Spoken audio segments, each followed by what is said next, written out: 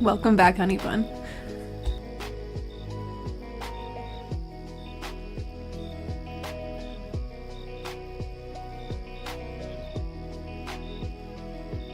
It's one of those nights where I tried to have caffeine again, and it did not work in my favor, so I have to put on a plastic glove over my artist glove. So just give me 1 second, and I'll be live.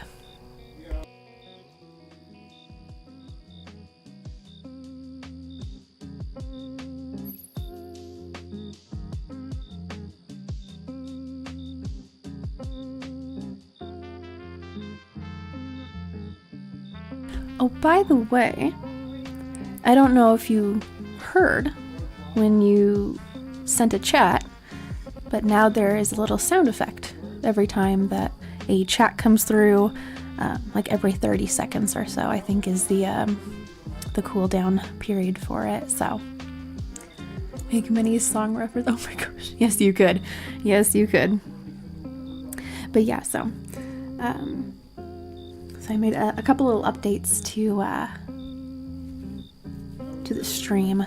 Yes, sound effects every 30 seconds. So if there's like it's not going to go off every single time, but every 30 seconds that there's a cooldown time and there's a new chat, I don't know, I could probably adjust that actually so it doesn't take so long. Chatbot.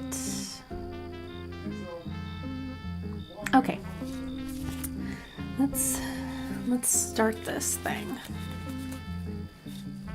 Find a good glove. I need to do laundry again with my artist gloves. But yeah, I think I'm gonna make the cooldown time for that a little shorter, because I think it only went off like once. I think. Okay. Welcome back, everybody, to Lil Euphie's Creative Corner. My name is Lil Euphie, and this is my Creative Corner. See, there it went off again. Welcome back, everybody. Let me bring my chat over here. I hope that everyone has been doing well during this week, since it's now the weekend.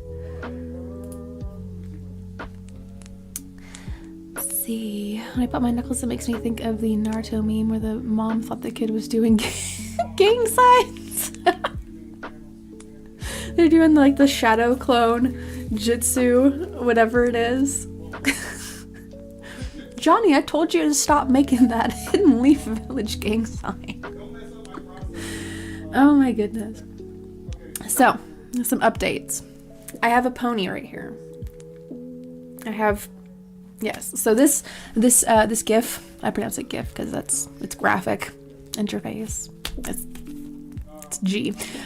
So this GIF here of my pony Sona, I know, right? It's so cute. I think it was made in like 2017. I think that's when it was made. It was made by one of my fellow My Little Pony artist friends back in the days, called, I think her name is Sorasku.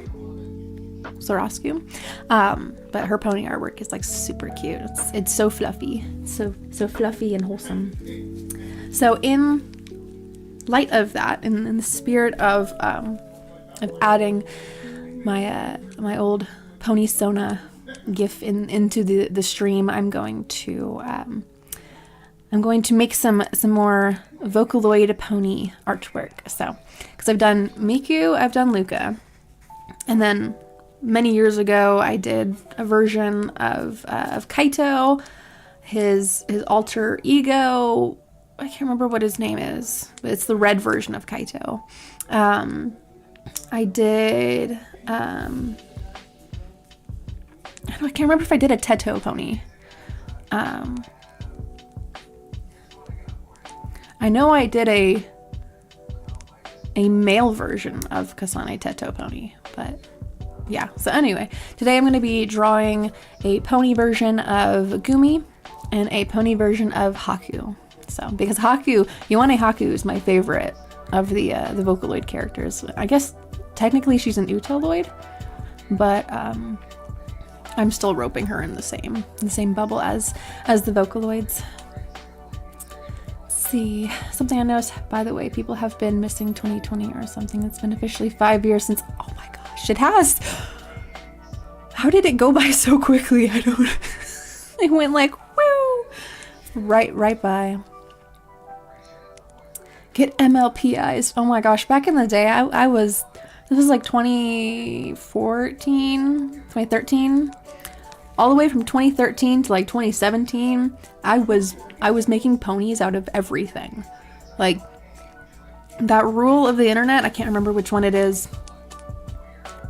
It's like 43 or whatever it is, but it says if it exists, there's a pony of it. And I'm like, yep. Yep. So I had gone out there into the vast scape of the internet and started looking for pony versions of, is it actually, there's no way it's actually 69.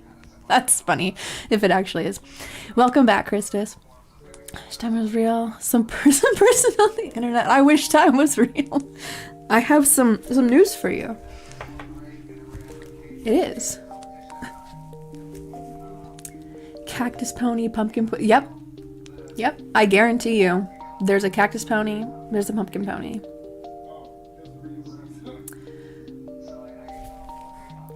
What's up, everybody? I got dinner made. I was eating that for like, I don't know, 15 or so minutes. The cat is on the ottoman over there. She might jump over to this one. She likes to jump on the ottomans. She's a cat. She's gonna do what she's gonna do. The weekend is up. Is that what's going on for you, honey bun? The weekend is up. So yeah, I tried caffeine again today. I had I tried a cup of coffee and we got the plastic glove on today because I think it's the caffeine that is that's making my like anxiety ramp up, because I'm just sitting here. I'm not like going out and like running or like needing to stay awake for like a road trip or something. So I thought your ukulele was a guitar. Which one? Because I have this one over here that you guys couldn't see. This is the acoustic electric one, because it's got a little thing there. I have my baritone one. That's my biggest one that you guys can see the neck of. I have I think that's a concert one. I have my smaller one. That was my very first one. And then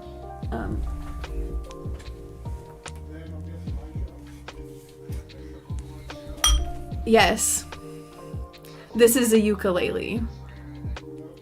It's electric, and it's stylized like a Telecaster, Stratocaster. I think it's a Telecaster, but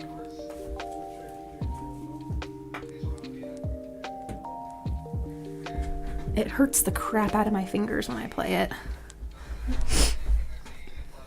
But I have a little amp for it, so sometimes I dabble in the like rock ukulele type of sound. I don't know. It's like if you were to bring a rock concert to Hawaii.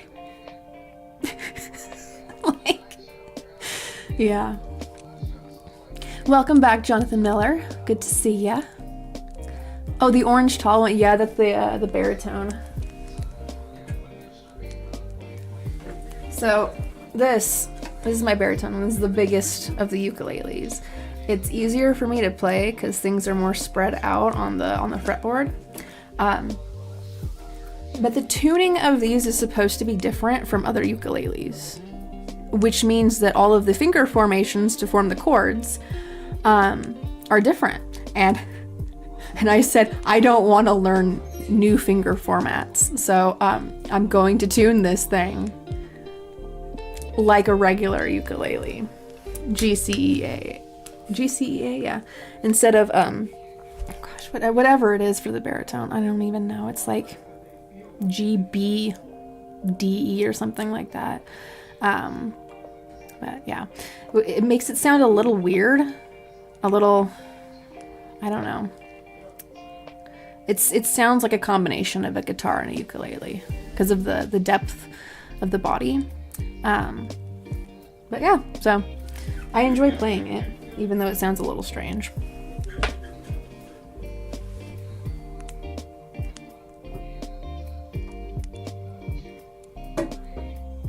What I need to get in here is like little neck hooks, and I have them put over there because they're just hanging out on the side of the wall. Yes, indeed, it is a Telecaster ukulele. It's made by, I think it's Vorson.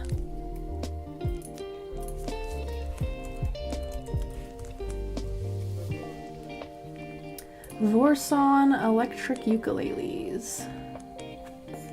What the heck was that one? Hold on. Oh, okay. That's a guitar. The body on that looked so strange. Telecaster ukulele. I got it for, I think, Christmas.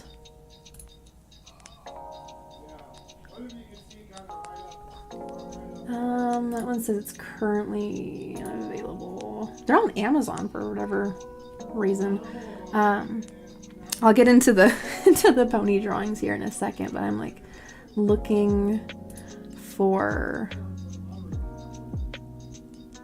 Oh, there it is. Okay. Here's the ukulele that I've got. I think I got it for a better price though. Be turned rock, or perhaps the rocks became heavy, right? Somehow that occurred. Someone's calendar plan. Live, laugh, love is on the other page.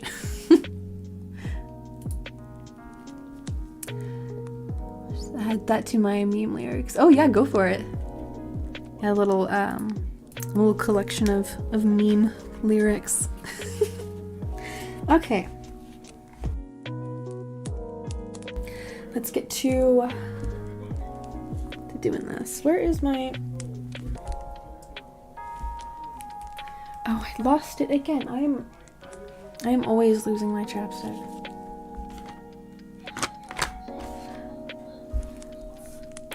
Okay. So I'm gonna start...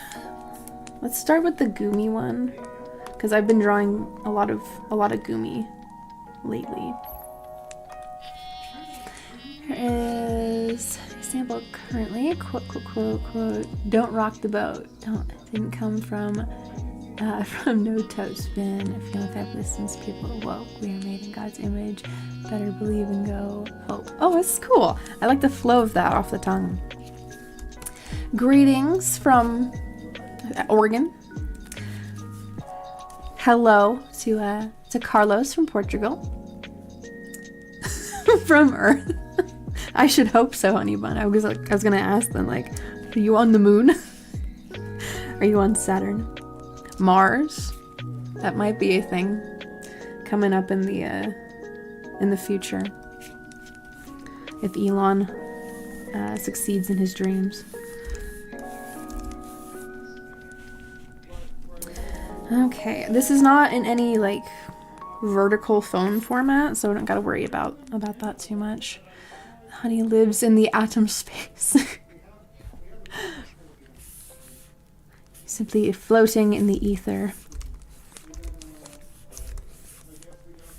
Let's see, let's have them interacting together. It's been a long time since I've drawn like a 2-character image and having them like interact with each other. Let's have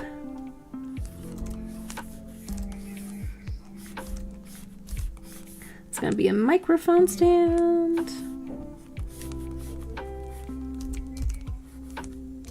Kind of planning out the composition of this piece. This looks quite strange right now. It looks like a long cat face. Where are atoms, you may ask? In your wall. Honey buns in the walls.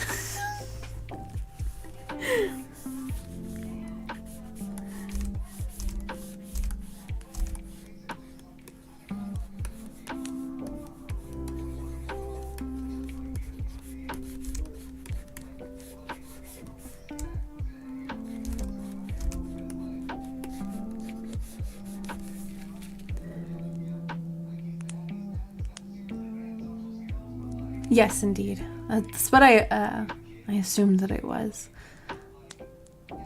You're all good, honey bun. I'm only running on like 50% of my brain power when I'm doing these shows, because they double as art therapy, and then I'm also hanging out with you guys at the same time.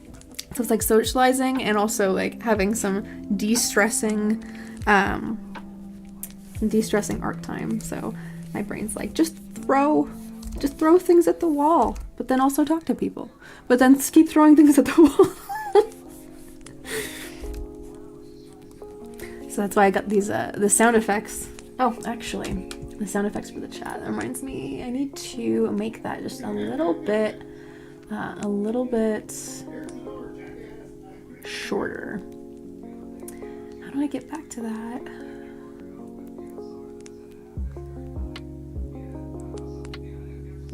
Rose and all that came with me were the rats. Honey Bun is the ruler of the rats. Let's see, viewer count, alert box. I don't think that's where I'm going. Oh, I also added some. I added a couple of variations for when people are subscribing. When we have a new subscriber, there's above the fireplace, there's like an emote that usually pops up. So I added a couple more emotes there for some variety. And then there's also a new command. I made a new command. So if anybody is interested in like ordering a commission from me, I have made a website that has all the information about like what my rates are, what I will draw, what I won't draw, and then like a gallery and a little example thing of like what I'm able to make. So that command, if anyone is interested in using it, is COM. So it's just COM. That's what it looks like. And then there's a little fader. There it is right there, with all of the rest of the commands for my channel. So kings are when rats huddle and their tails get stuck. Wait, what? Oh my gosh. They become an entire like amalgamation of rats. Jeez.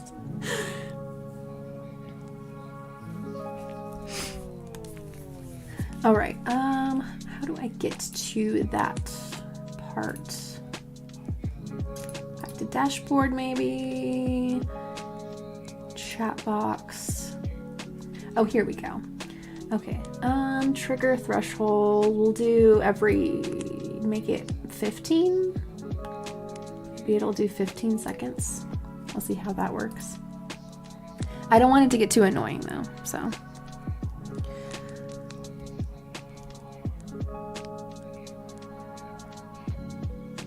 You know, it's interesting how like similar languages are. I mean, considering that a lot of times languages are built off of others. It's interesting to see all the different, all the similarities. But I learned because me and Wolf went on our honeymoon cruise.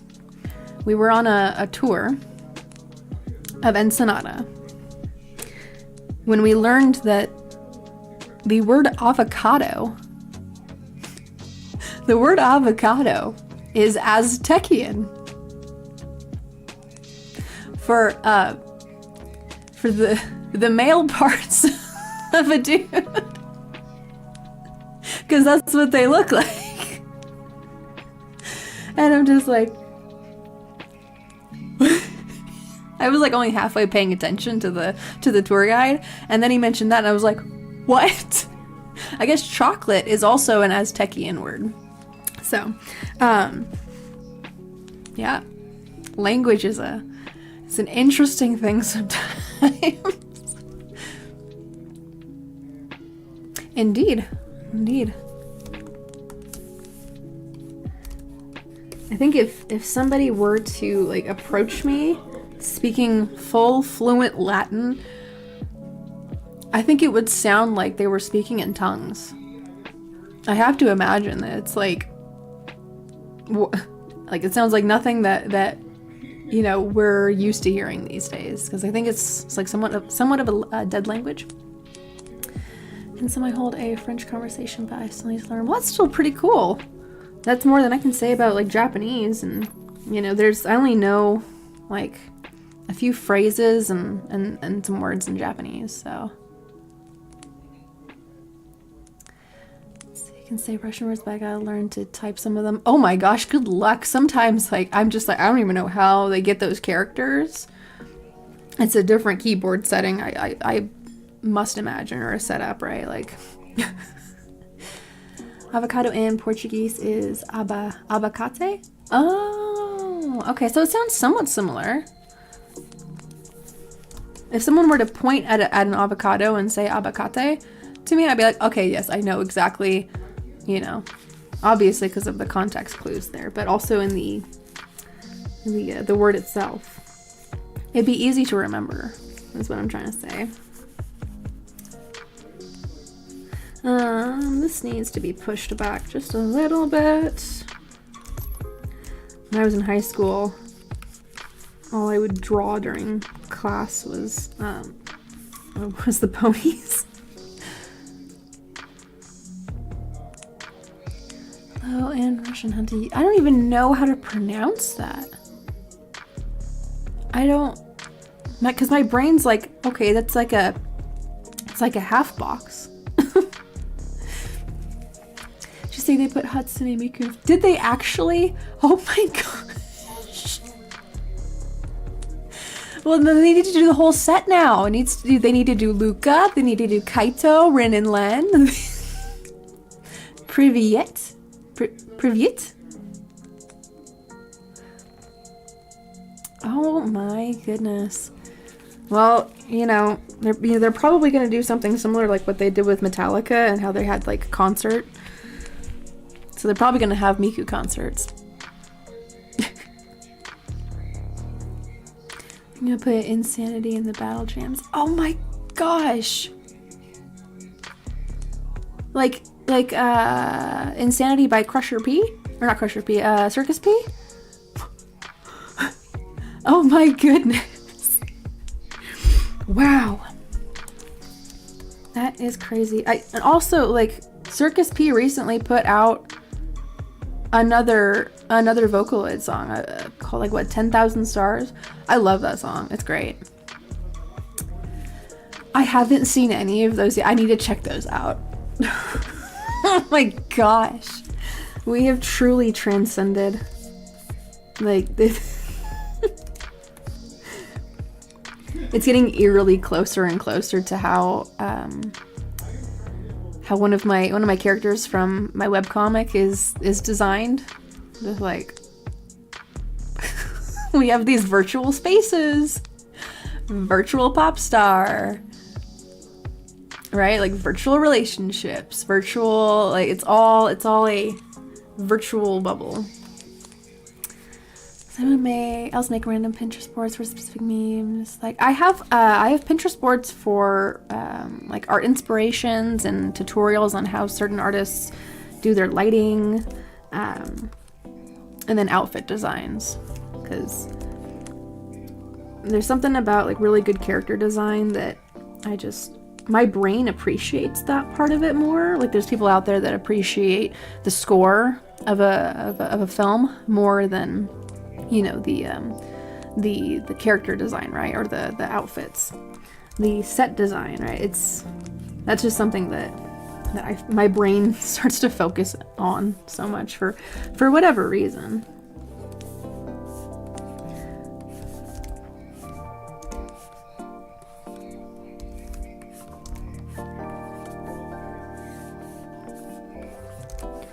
think I covered everything that I updated in this. Oh, I added a couple more songs to the soundtrack too. Trying to remind myself, like, what else did I put in here?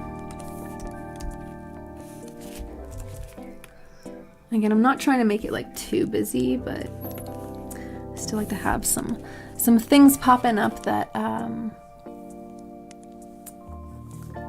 keep things interesting, I guess. Gonna hit the gritty much love right back to you, Wormwood. Have a pleasant night. Yeah, smash that like button. Give it a nice satisfying smack, like you're at the grocery store and you see a nice piece of beef in the beef section. Give it a nice little smack. I can't be the only one that does that. There's other people out there that they go and they smack the slab of beef at the grocery store. It's just satisfying. There's gotta be some like scientific reason why. Oh, you do it to soil? Heck yeah. Next time I'm at like the Home Depot or Coastal Farm and Ranch, I'm gonna have to find I'm gonna have to find some of those soil bags and just give them a smack. Oh, thank you very much. Yep, every time. I was gonna do it this last time that I went to the grocery store and you know, film myself doing it, but there were other people around and I was by myself. I was like, I have to have someone with me. I have to have my cringe buddy to embrace this moment with me. Oh my gosh, Costco. The Costco that's like closest to me and Wolf is like an hour and a half away, so we got to do some planning for when we go. But, you know, I'm hitting up those sample guys, like, you know, I live here, I swear. I just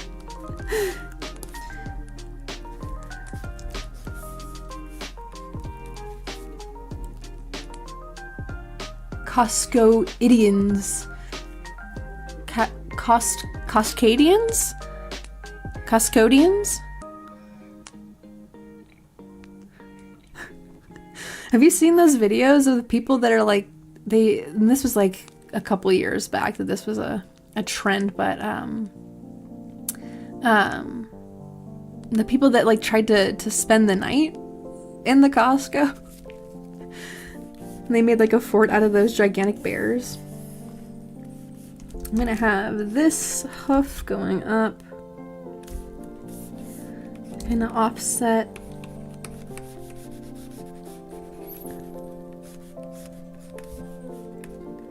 There. Forward to the Wolf and Euphie beef slapping chronicles. We go to every single grocery store just to see like the slappability of their beef.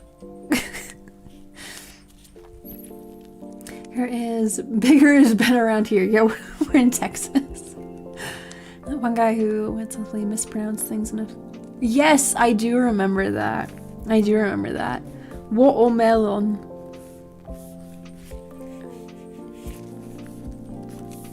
What were some other ones? Was there a... Are you talking about the same video that I'm talking about, where it starts off with like he starts saying like Aquadod and Mongu or whatever it is. Spurgy and Moobles. If we're talking about the same video, that one has aged like a fine wine, in my opinion. I think that could be altered and brought back for the younger crowd at any moment, and they would just lose it. I mean, they latched on to the skibbity, the skibbity whatever.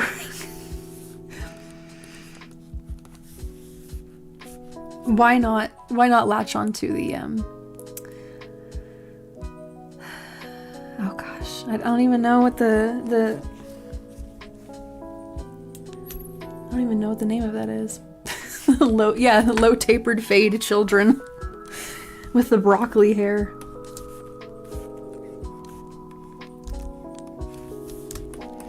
Okay, so I've got the skeletal anatomy here.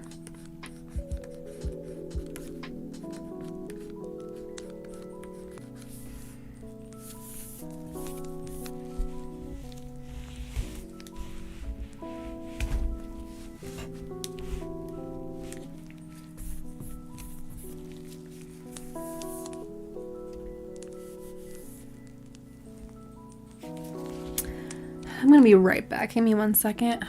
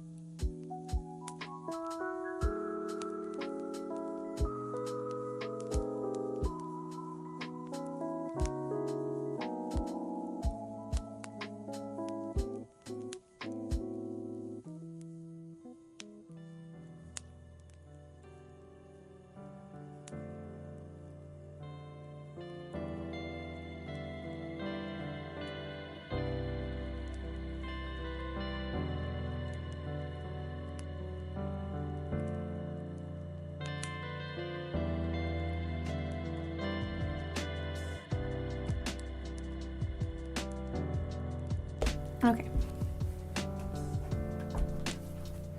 Evidently that glove was working too well to keep things insulated. I was like, what the hell?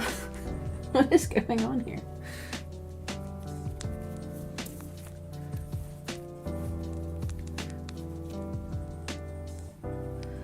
This one.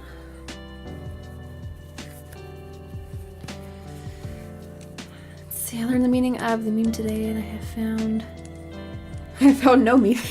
Oh no. All I know is that the fate is still massive. Just hope it's not. Oh, I see what's going on here. Okay. Again, like we need a good beat. A good beat and then like add like a little melody in there. And then put these lines in the song. Yeah, I think it would go well.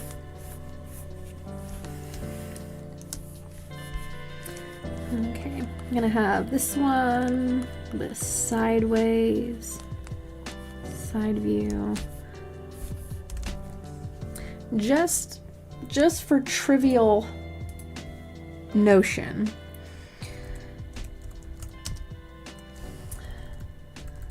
Gumi Megpoid height. Because they've got blood type, they've got the date that they were born. How tall is she? How tall is Gumi in comparison to Haku? Does it say? Appearance. Okay. Does this not say? Does this not say how tall she is?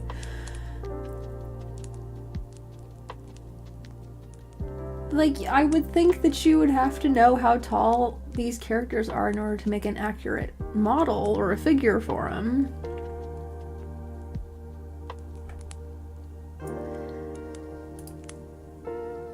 I'm gonna end up asking. Nobody would like. My goodness.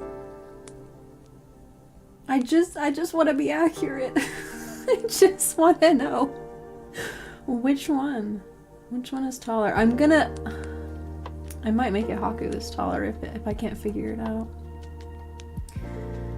Her design is frequently updated with different outfits and accessories, but her height remains unspecified. unofficial sources. So there. Well, if that's unspecified, then I'm okay. Maybe Haku has a... Okay, Yoane Haku's height is 163 centimeters. Information is consistent across multiple sources, including her official representation. Okay. Why does Haku have an official height but not Gumi? And then that in feet, because I live in America, 5.3 feet. Okay.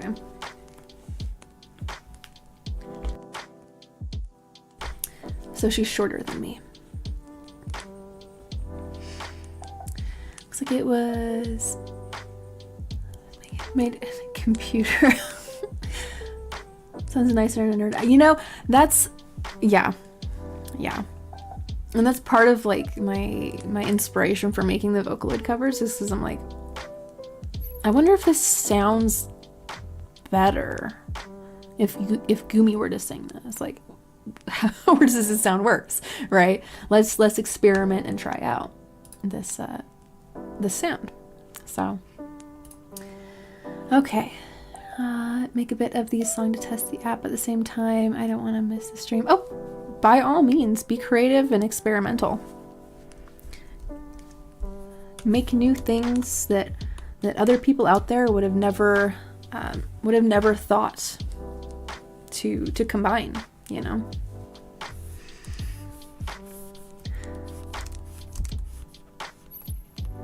You know, I go and I combine Ponies and Vocaloids. I'll combine, you know, Ponies and Johnny the Homicidal Maniac. I did that like several years ago, but I'll do it again, I swear. It looks like it was made for a computer. Got that accent. There's people out there that say, like, they ask me if I'm from the South, and I'm like, nope. I've been on the West Coast my entire life. But I don't know. I think it's like I have some sort of a drawl. I don't know why. I don't know where it comes from. It comes from the internet. From memes and YouTube poops. I do want to try my hand at making like a short little like YouTube poop or something, just because there's times where I'm watching something and I just like I'll make some side commentary to Wolf about like, and then it explodes. You know, or then like, you know, this one person that goes and like turns around and back slaps, you know, backhands another character, and it's just because the timing of it is so funny.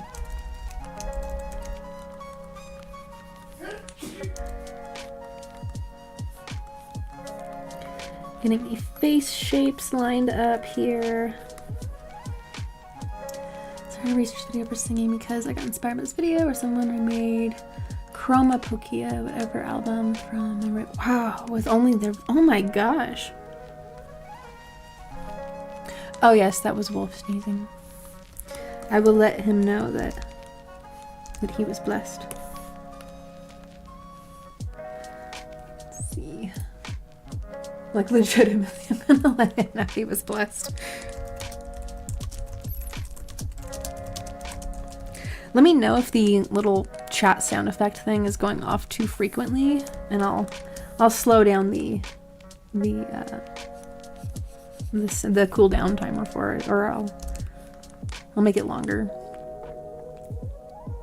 But it was at 1 a.m. in a meme version, kind of. Oh, okay, gotcha. That's still really impressive though, if they're building it completely off of memory.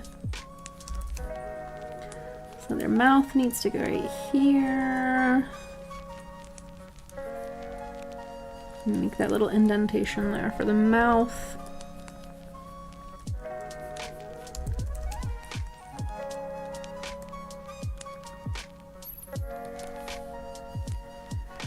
the chat noise, and maybe I wasn't looking. It might be a little low because I have it set at 25% volume. Let me get a little bit louder. Okay.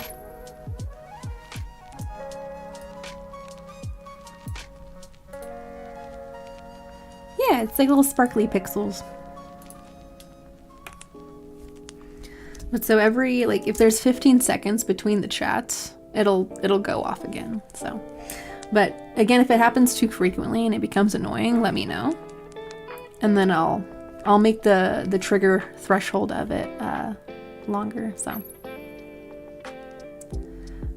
you know, if that's where it comes from, I'm not even mad, because that's very much like a chill, wholesome, comforting kind of a game. And it matches the atmosphere of the stream. So if that's where it comes from, I fully accept it. Wholeheartedly. Which, surprisingly enough, I have never played Stardew Valley. Well, I might have tried it and I didn't get the hang of it, so very vaguely remember. See, that's what I'm saying. If it starts to get annoying like the Navi, then I'll slow it down a bit. But it definitely helps me like look up and read the chat and interact with you guys, because otherwise my head would be down here at the canvas.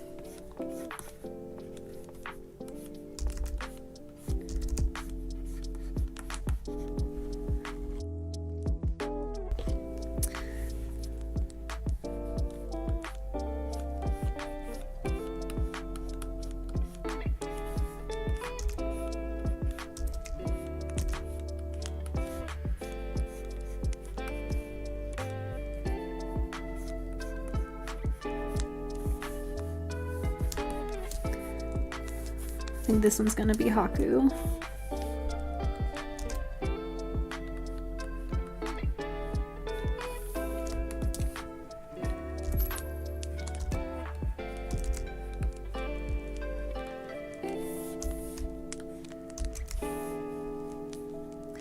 Test this app right quick before my song gets longer. Go for it, honey bun. Absolutely go for it.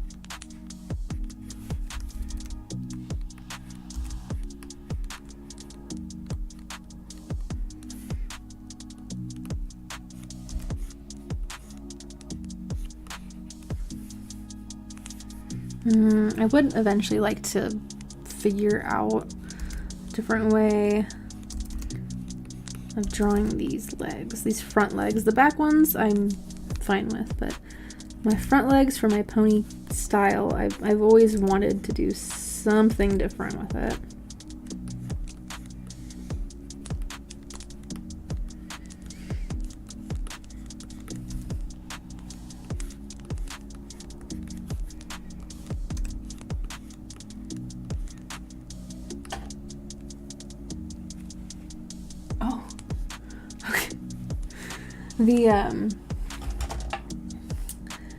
Let me give some context to this, because this just moved and it scared the crap out of me. I have a bunch of attachments and adapters for my Cricut machine. Bunch of these little things, bunch of different colors. You can put a bunch of different pens in the Cricut machine and it will draw for you if you give it a pattern. So I got a whole bunch of adapters, and this little card has all of the abbreviations and what pens go into which adapter. So, but it moved, and I was all like, "What in the world is happening? There's a ghost in here." It's just the heater kicking on, because it is freaking cold. I didn't realize how cold it was going to be down here in Southern Oregon. I thought, I was like, okay, it's going to be a little bit warmer because, you know, closer to California. No, the higher elevation. It means it's going to be colder.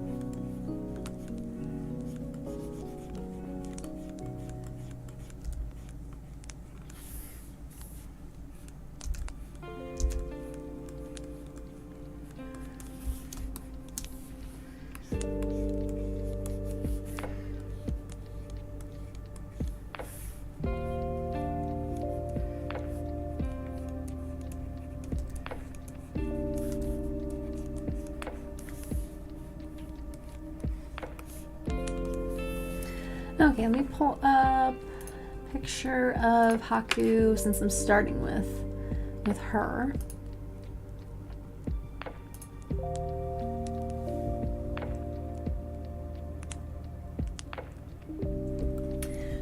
Her official artwork is so weird to me,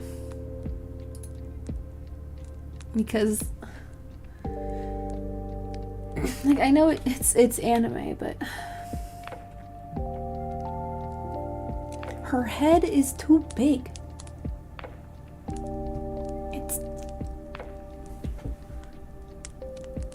And I don't know what's going on with her neck, but like, it's too big.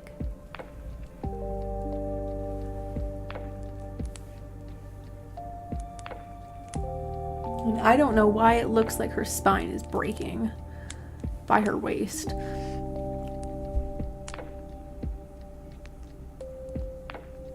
It just looks strange to me.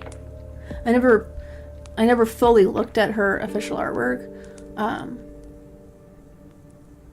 did an analysis of it. I was like, wait, why does that look weird? This is why I really want to go to like an anime and manga museum, like an art gallery of just a bunch of anime and manga artwork, and just stare at it and just do an analysis of like all the pieces, right? And the design aspects of things. So just because, again, like, we as humans, we know when something looks a little off. There's a reason why it looks a little off. Why is her neck so thick? I guess she's doing, like, you know, instead of like pull-ups or push-ups, she's doing like neck-ups. Okay, so she's got big old ponytail. How? And it's like, it goes down and it rests somewhere down here. So let's make another layer here. Do a different color.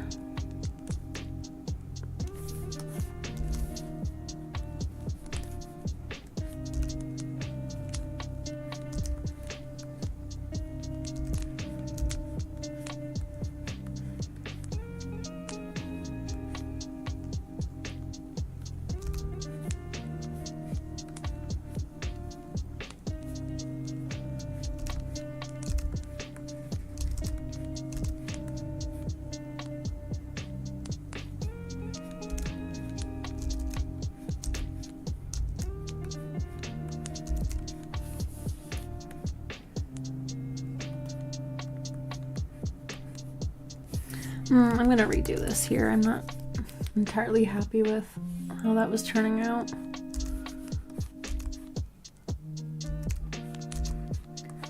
So there's a big bow. We're gonna put the bow. Let's see.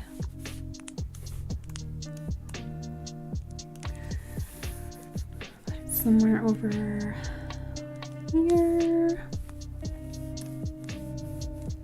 Just trying to figure out if I want this to go like into this direction. It might look better that way. The hair. It's pulled in.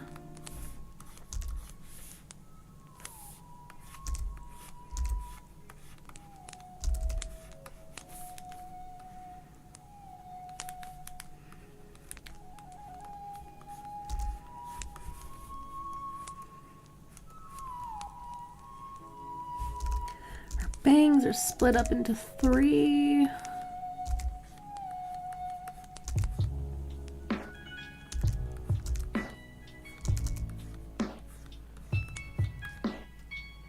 And then she's got these little side pieces.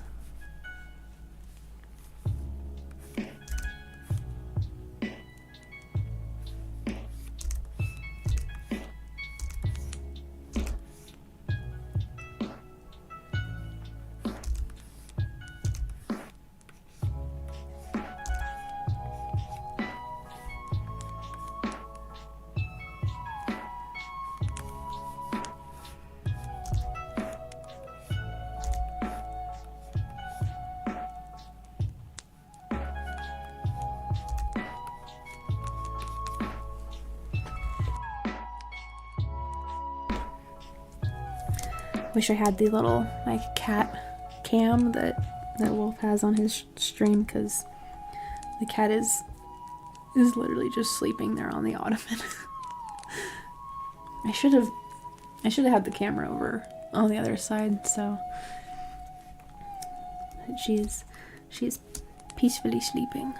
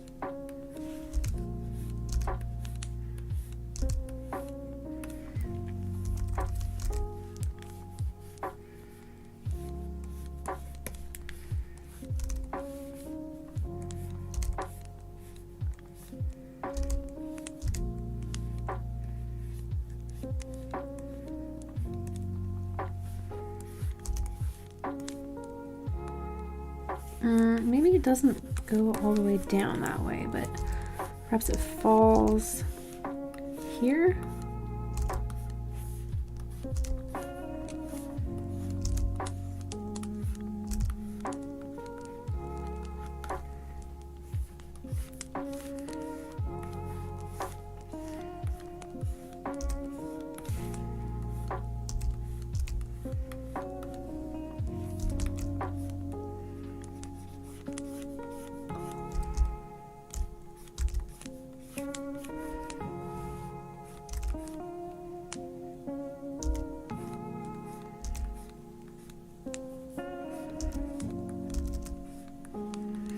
Okay, let's put the bow in.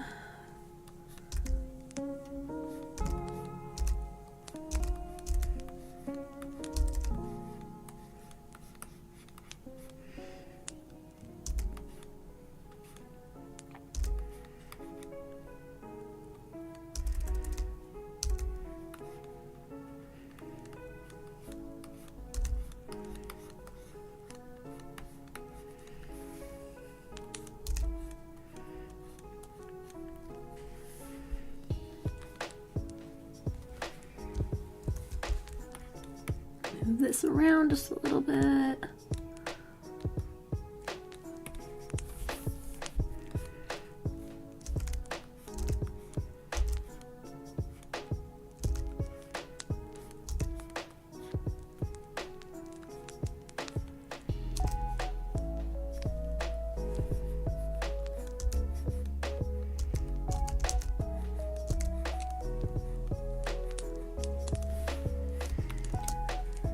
Okay, trying to figure out tail. I'm gonna label these. Body, mane, tail, hair accessories. I'm gonna make the tail a slightly different color, so I can have it more like separated out.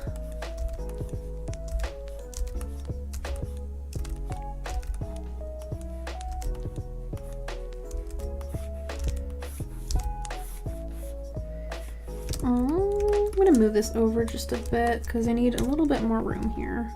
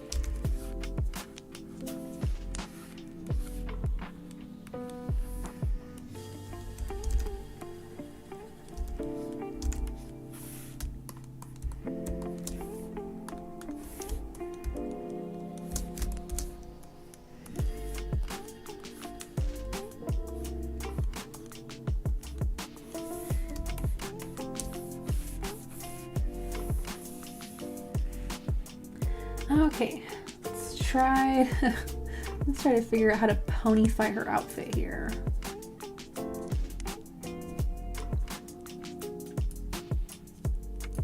Because besides the pants, shoes, armbands, and or I guess arm sleeves, and her top, and the tie, there's like not much else going on. Well, I guess she also has like a bottle, but I might put that like right here. A little bottle because it's Haku. Okay, let's see. I might try to incorporate some sort of a. Let's see how that would look.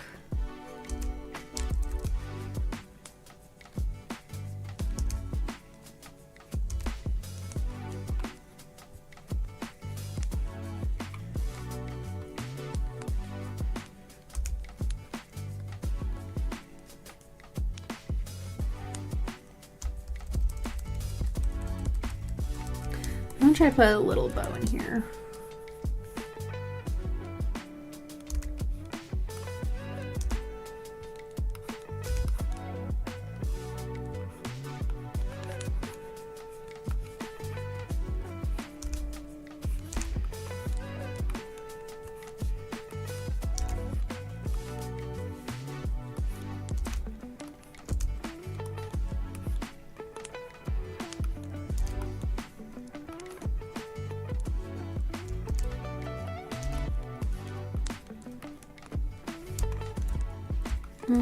Maybe it's just this part.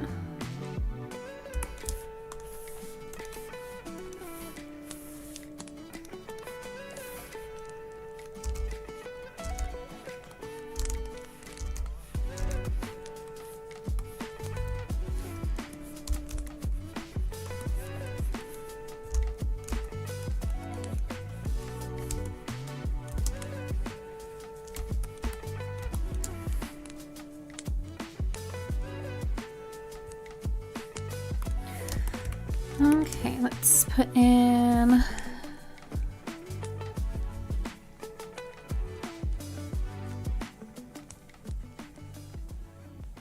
we'll put in the armbands, I think.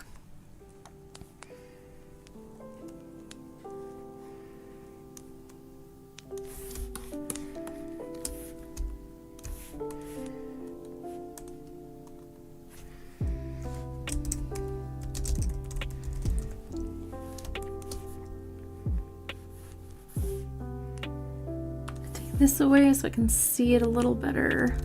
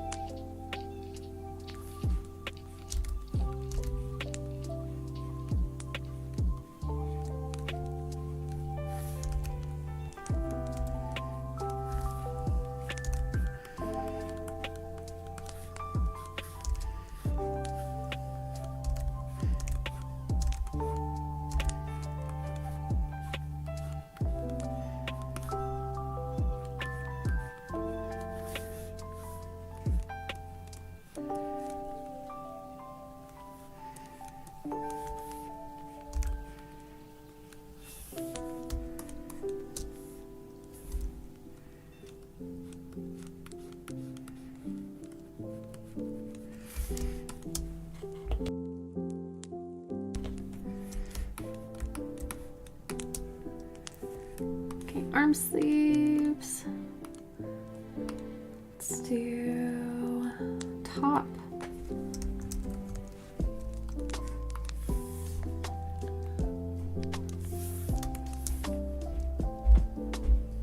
Accessories.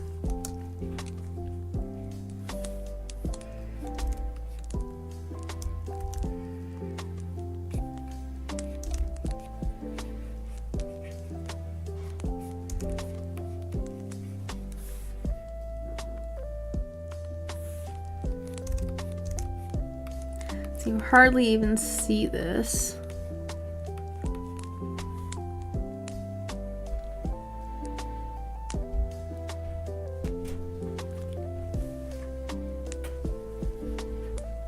Come here and look at this.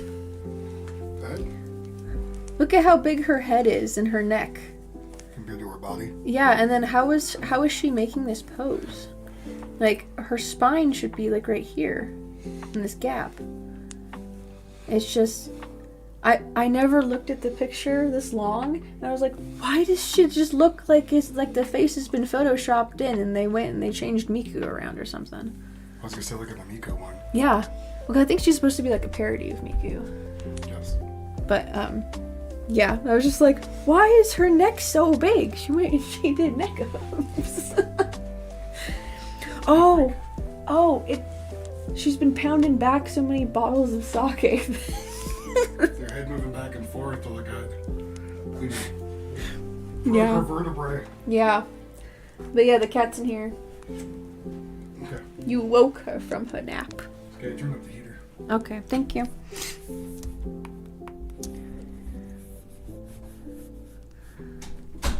I had to show Wolf. I was like, I can't be the only one looking at this. Like, what's wrong with her neck?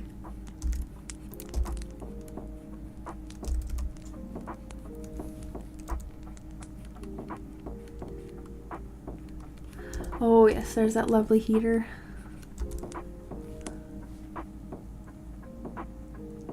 I think that this just goes straight down. There's no little button flap there. And then these just get really close to the skin. It goes straight down, looks like.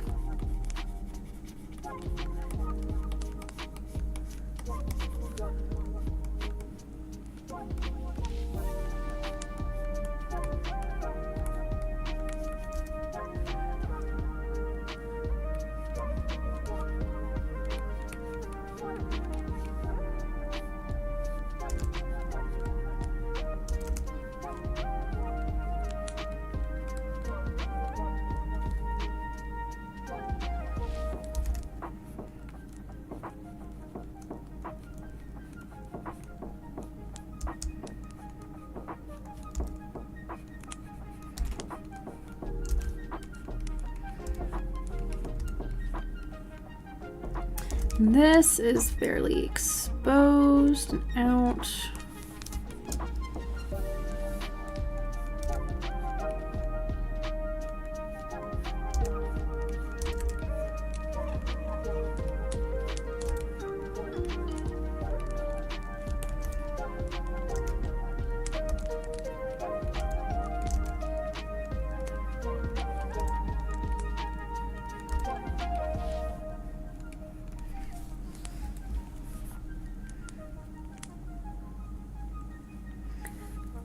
There's no, okay. Her design is a lot simpler than I remembered.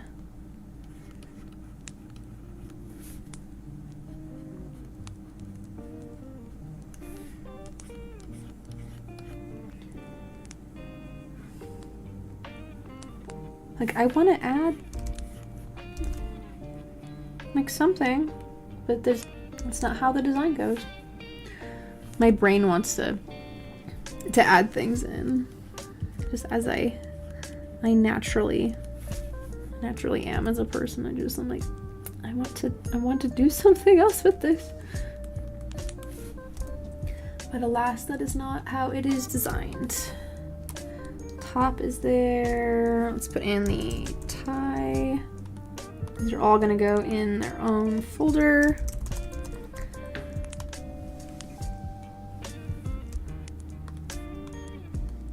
Neighbors are doing something. Let's apply. There we go. Welcome in, Spank. We have sound effects for the chat now, so whenever someone goes in and puts in a new chat, there's a little sparkly pixel sound effect.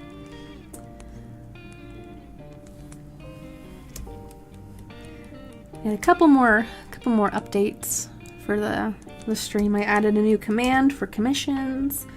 Added a couple more songs for the soundtrack. Oh, and then I also added my little Pony Sona gif down there. She's having herself a little snooze since it's late.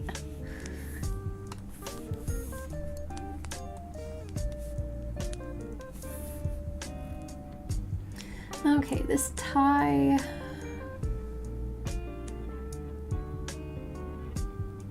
This tie comes down.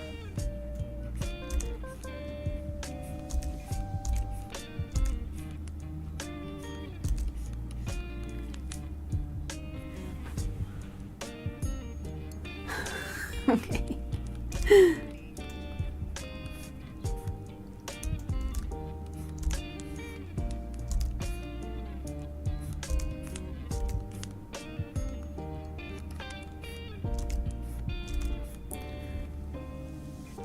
do not see any little clips or anything on her tie.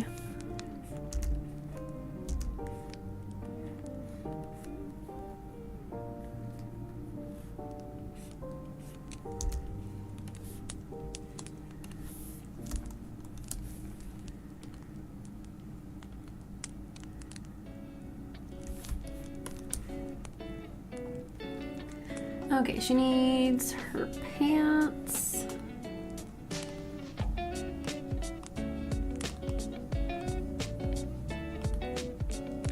Top. Let's put this above it. Pants.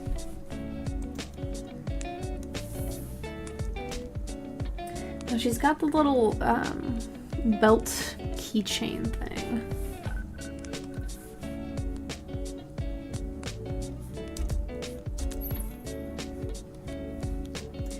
And said they are hiring for maintenance on tow trucks where she lives.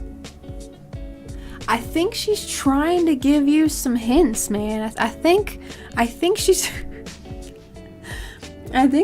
she's trying to get you in her area.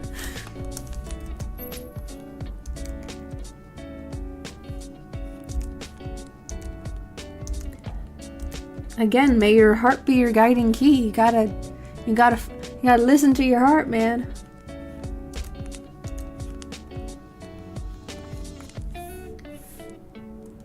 If it is your heart's desire to go a couple hours and pick up that trash so that you can be near her.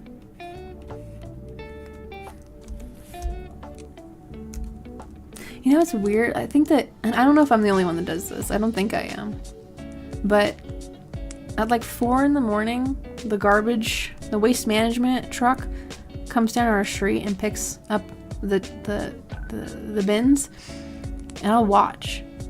I don't know why I do. It's like, I guess it's like people watching, but they ended up tossing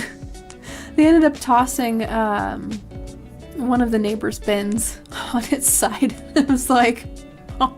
It's the same neighbors that are loud and obnoxious and stuff, so I'm just like, but yeah, I don't know. They, for some reason, I guess missed hours and then came back at like 7 in the morning and picked it up, so I was like, what is going on? We paid our bill. Probably be moving up there. Yep.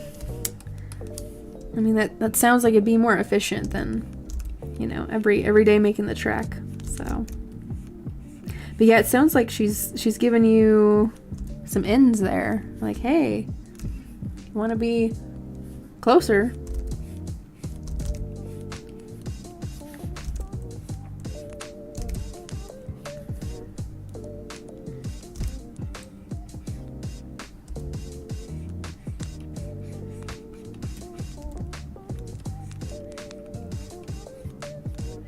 I feel kind of strange putting pants on a horse.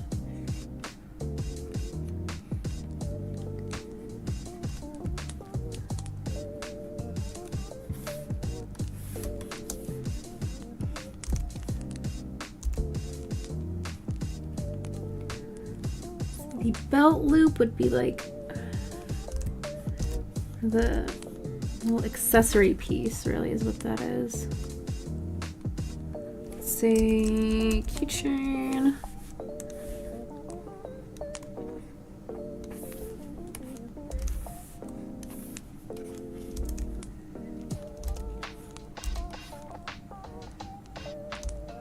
Hooks back up to itself over here.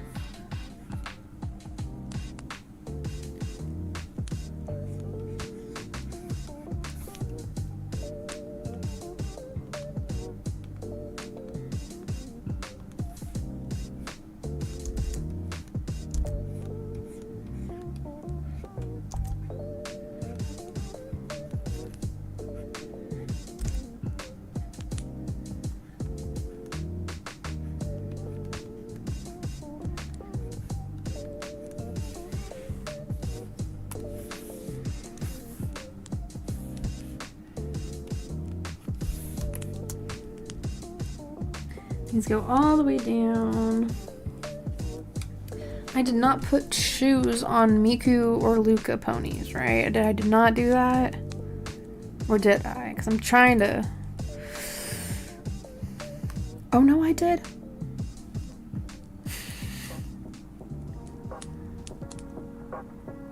I did. There be shoes. Oh, crap. Okay, let's put shoes on Haku as well. Already losing feelings from my old ex, which is who I was supposed to be getting back together with. Oh, I see. Well, I mean, things change, you know?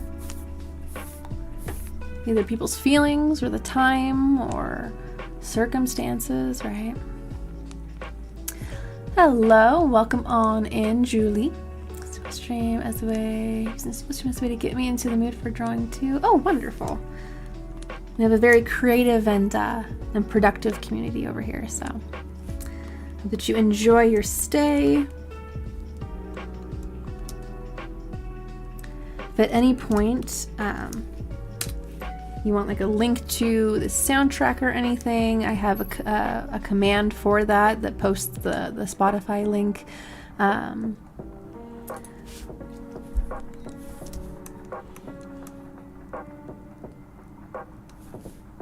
And then I always have like the recorded versions of all of my streams up and available on my channel. So keep getting in fights with ChatGPT.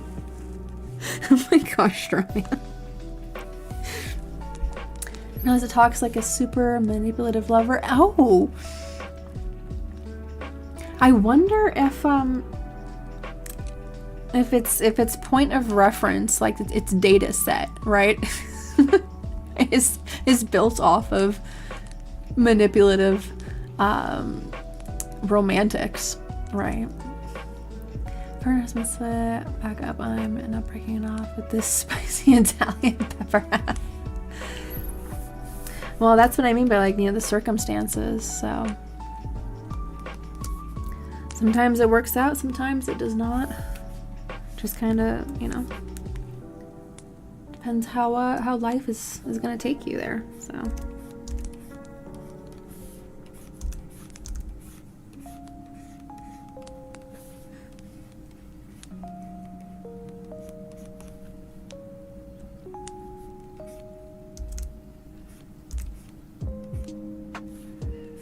trying to figure out pants on a horse is like like, what are you even doing?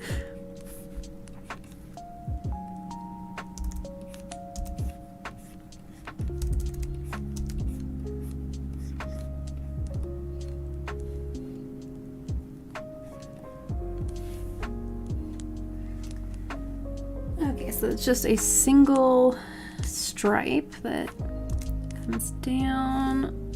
Oh my goodness, maybe it comes down this way.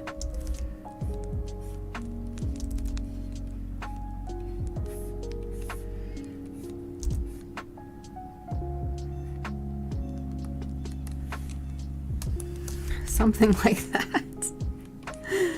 Again, I'm trying to like adapt to this for a four-legged creature. An equine, an ungulate. Creature with a split hoof.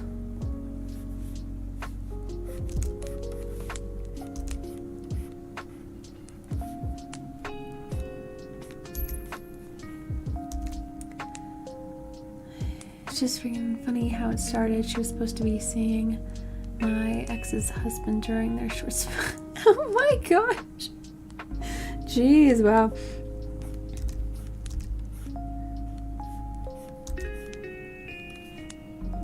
It's like, wait a second, don't I know you? Don't you know that? What?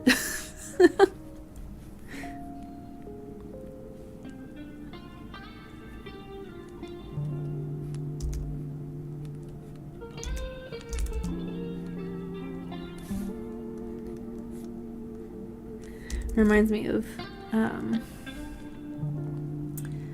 this friend that Wolf and I have that kind of going through something similar, but but different at the same time.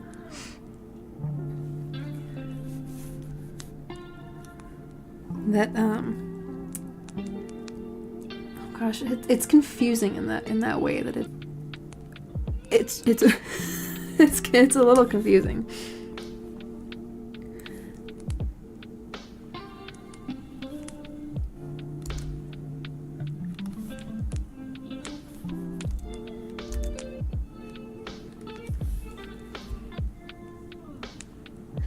Okay, these shoes. We're gonna put shoes on, and they're not horseshoes. They're just regular human shoes, but on an equine. So it's like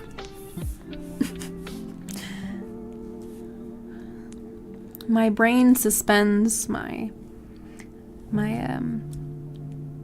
belief in this creature because it is a cartoon horse.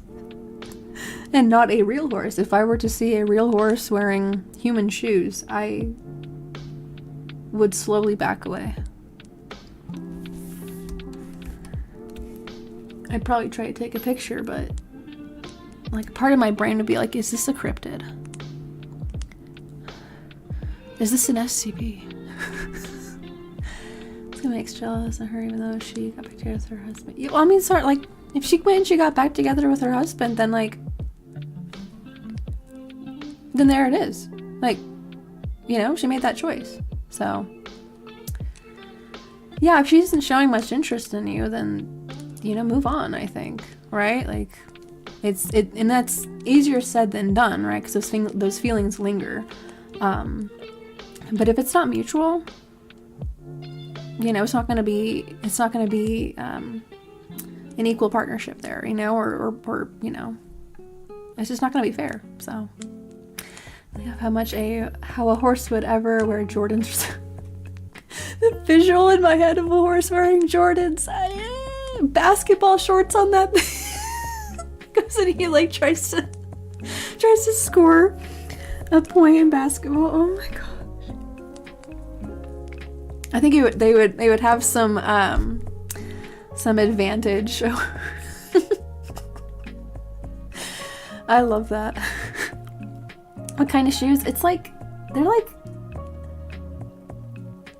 boots, but like you don't see too much of them because they're underneath her pants. But they look like regular boots. So I had ponies and cowboy boots and shows and shoes. If that I do remember that. It's like Rarity and Applejack probably had those on a lot. Oh, and then Princess Luna and Celestia both had the they're like hoof gauntlets. That's how I would describe them. Arrived just in time to hear laughter and see smells. Oh, wonderful, BF Flyer. It's a good time to join the show. We're imagining real horses wearing, you know, human attire, and how strange that would look. The reference at the you know too much. You know too much about friendship is magic, specifically. Oh my goodness. But true. That episode did have...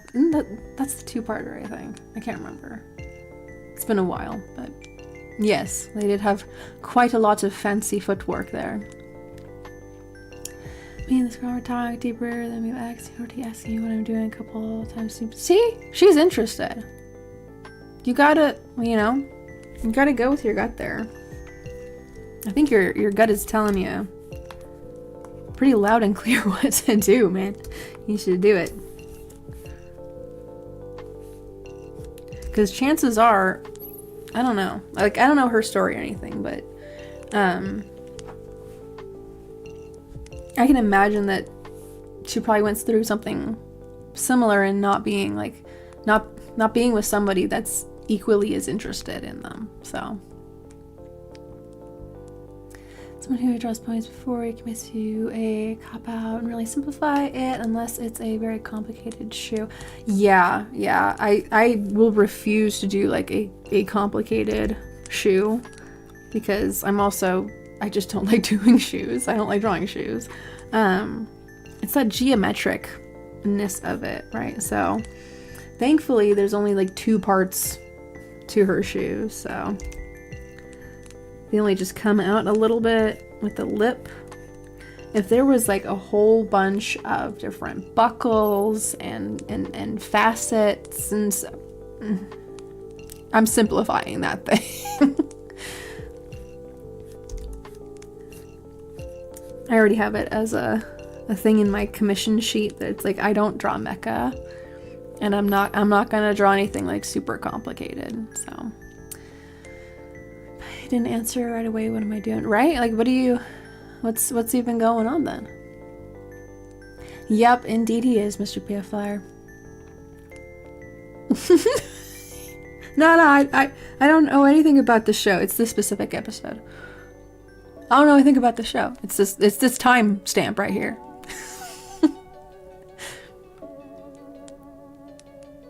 Oh, what if she's like a honey pot? Oh my gosh. You know, there's always that fear these days. You never know. Those who draw shoes and those who don't, right? Yep. For me, I'm like, is it a shoe that's going to take me like, you know, over half the design to figure out, or am I gonna figure this out? Oh, this is wrong. This needs to be just a little bit flatter, like that.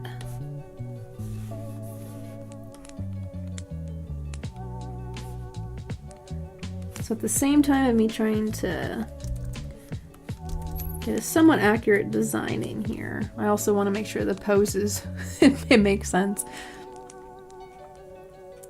Times 17 minutes. Oh my gosh, you've been found out. That's it. I'm drawing you as a pony. Oh my gosh. I could very, very easily make anything into a pony. And I might be tempted. I have not drawn Wolf as a pony yet. It will happen. It will happen.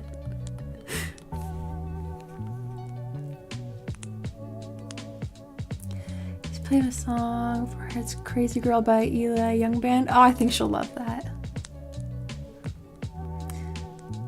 Remember any show after one watch? What would your cutie mark be?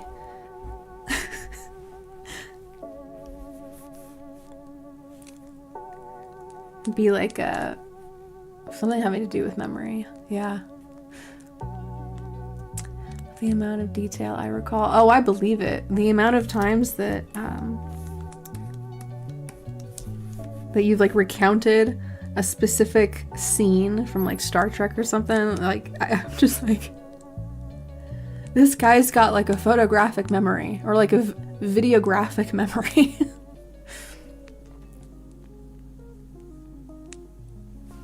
I'd ask, do you have an Instagram or Blue Sky I can follow on, like Twitter, but not named X? Oh, okay, I do have a Twitter. And then here's my Twitter because I have a command for it. I don't have I have an Instagram, but I don't go on it like at all. And I don't think I haven't updated it in so long, so I don't have it. I don't have a command for it or anything. What's Wolf's cutie mark? That I don't. Something having to do with audio.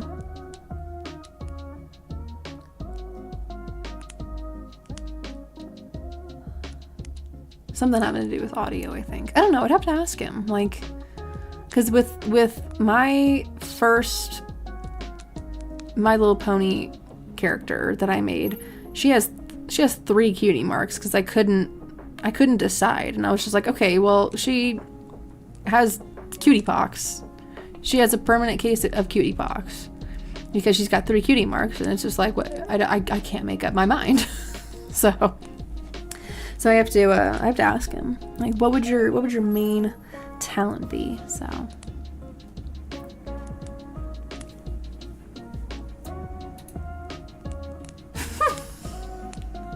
there we go. There we go.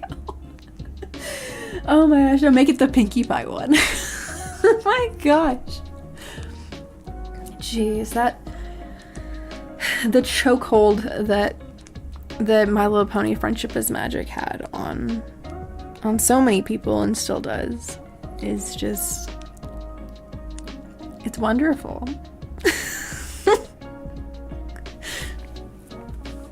We're all sharing our pony sonas. Oh my gosh. We can. One of mine is chilling out on the floor there, just taking a nap. But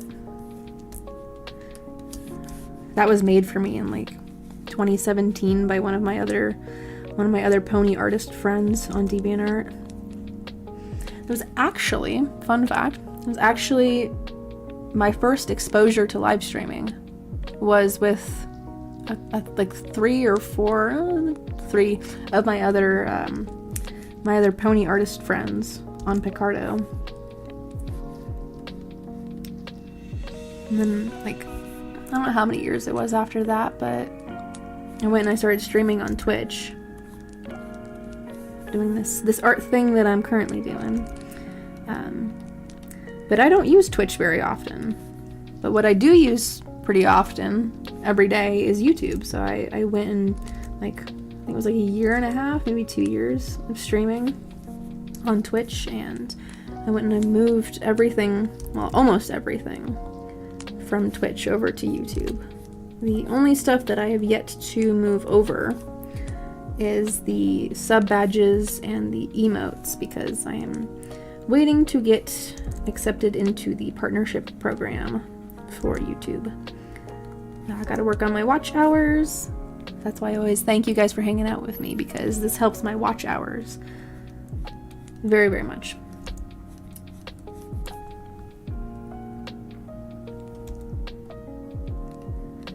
But yeah, so we would just be like hanging out and streaming ourselves, all 4 of us, just drawing ponies.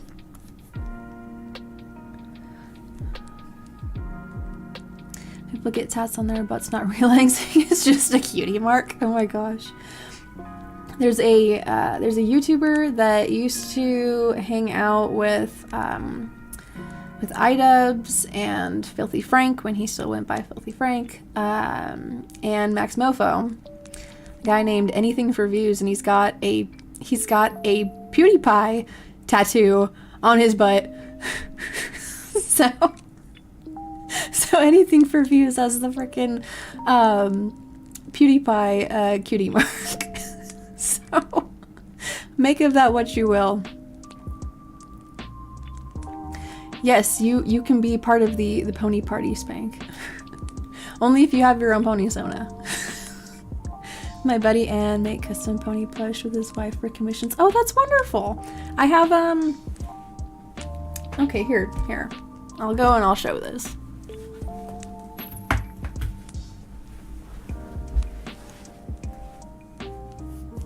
We are really pulling out the OG pony plush from my high school days. We're gonna... Yes, that's right.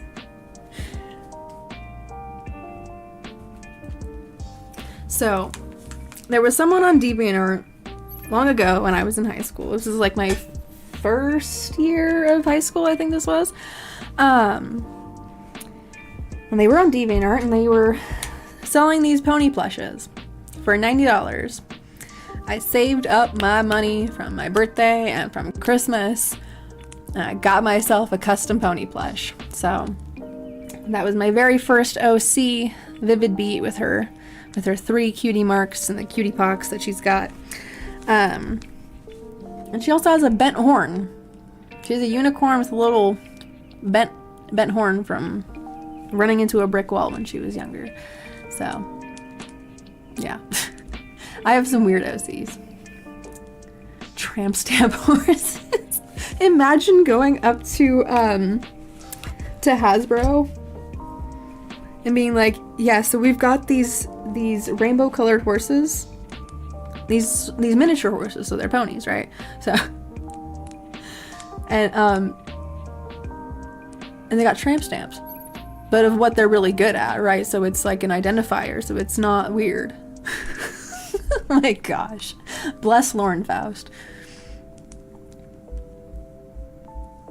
Stick pony is semi-safe, but they can still mess you up if the stick part hits a rock and does the fast uprise. And they start rearing. They're like, oh my gosh, I'm falling. The man stamp. Oh, thank you, Julie. She's been through a lot. So, considering, like, I don't know how many years ago it was that I graduated high school. Put 4 more years on that, so.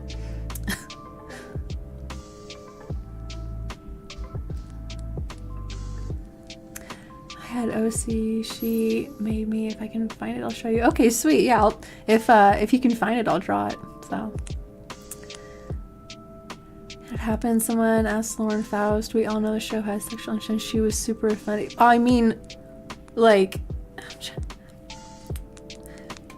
all of the okay, the wet hair design, the wet hair trend came from an episode, because I remember seeing that and I was like,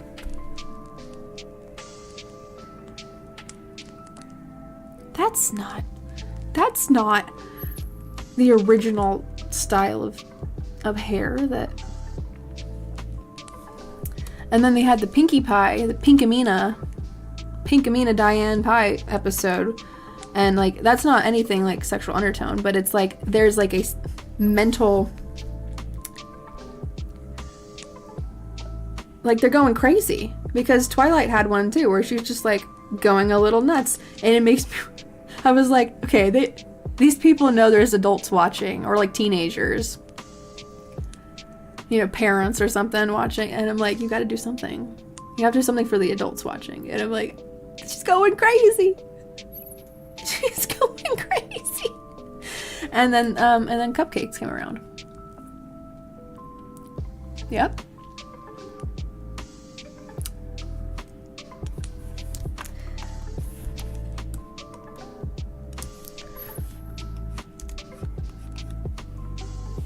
Okay, let's enable the rest of these.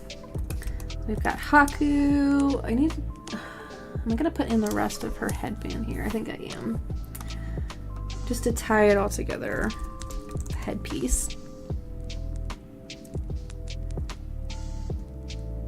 Sound? What sound? Are you talking about the chat sound, Excellior? Because that's new.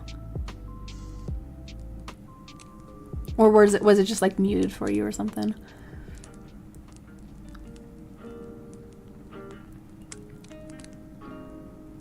Yes, I absolutely do know the Star Trek connection with Discord, yes.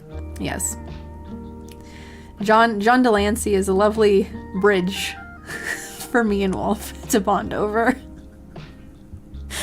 I'm like, wait a second. Is Discord not just Q? Is it not just Q but in pony form? Oh, it was at BrownieCon. Oh, okay. That makes more sense, cause yeah. I've seen a lot of videos of things that happen at BrownieCon. I'm just like, I'll keep my distance. I'm sure it's lovely. I'm sure there's wonderful people there, but I'll keep my distance. Draw. Oh my gosh, Spank, I love that concept. Like literally camel. I have to sneeze, give me 1 second. I can feel it.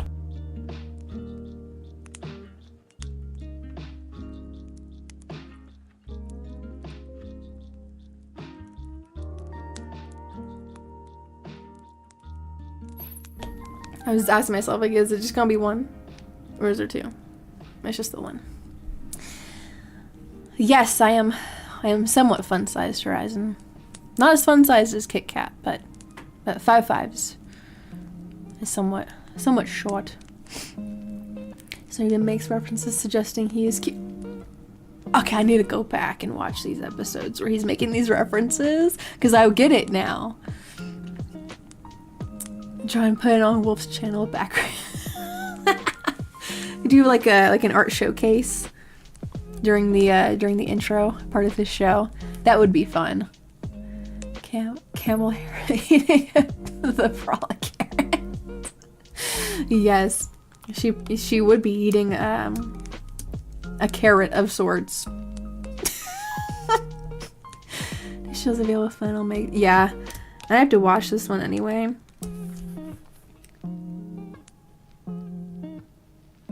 Thankfully, it was like just clean enough from the suitcase from our last trip, but I was like, I'm gonna be late. I need to find something. So I'm just going to grab this and use that. But yeah, my tissues are... Where's my tissue box? I don't know where my tissue box went.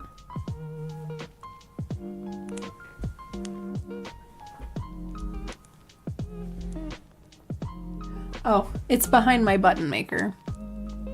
So I didn't have time to go and grab it. Exit, because William Shatner is also...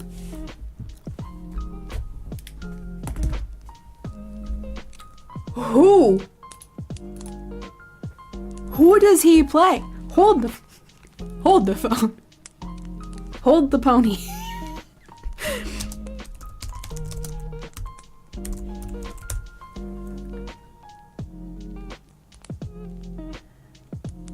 The perfect pair. He is the grandpair. Applejack's maternal... Oh, it's Applejack's grandpa.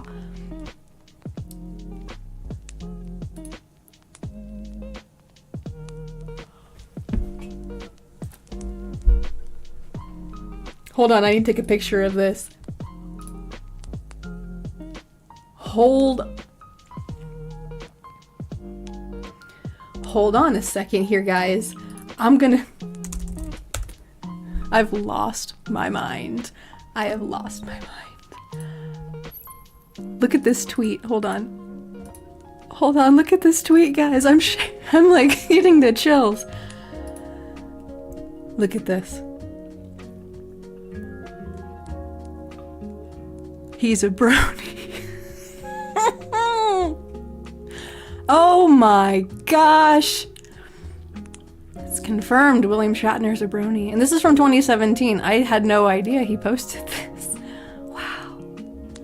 Tinkle Dash, I'm really proud of you.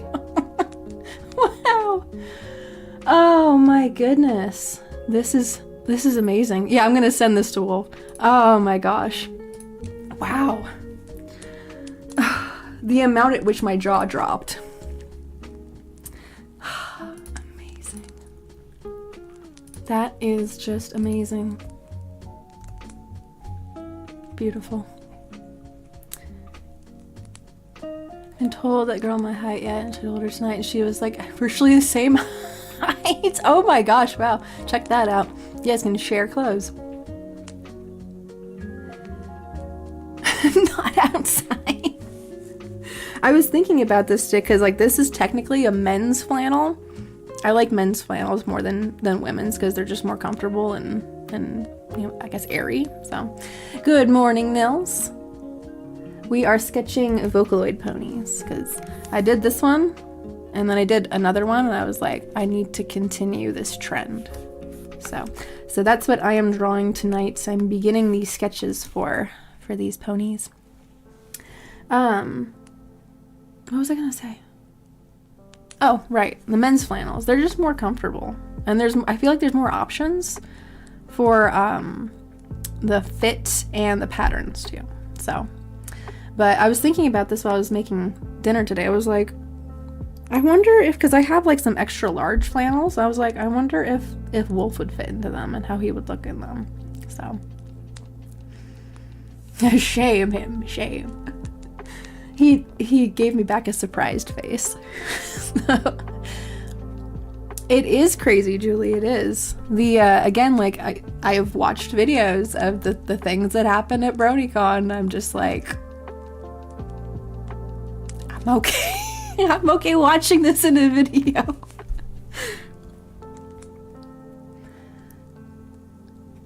Oh, thank you. I enjoy doing the painting stream too. It forces my brain to have to be like, oh gosh, how's a good way to phrase this? Like, it's the same way that I feel about paper and pencil drawings, is that it forces the brain to rely more on its own creative skill set rather than a plethora of a whole bunch of tools that can be overwhelming. So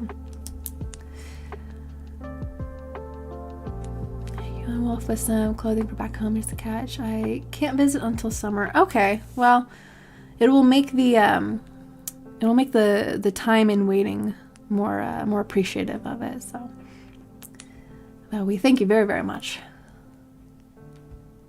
BronyCon, like, documentary.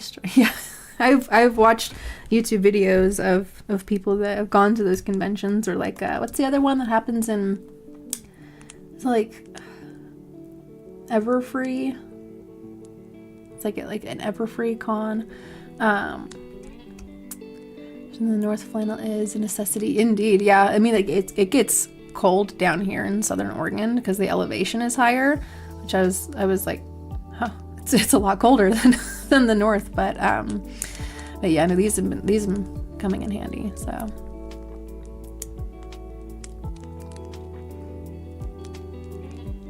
oh, thank you very much. We appreciate that a lot.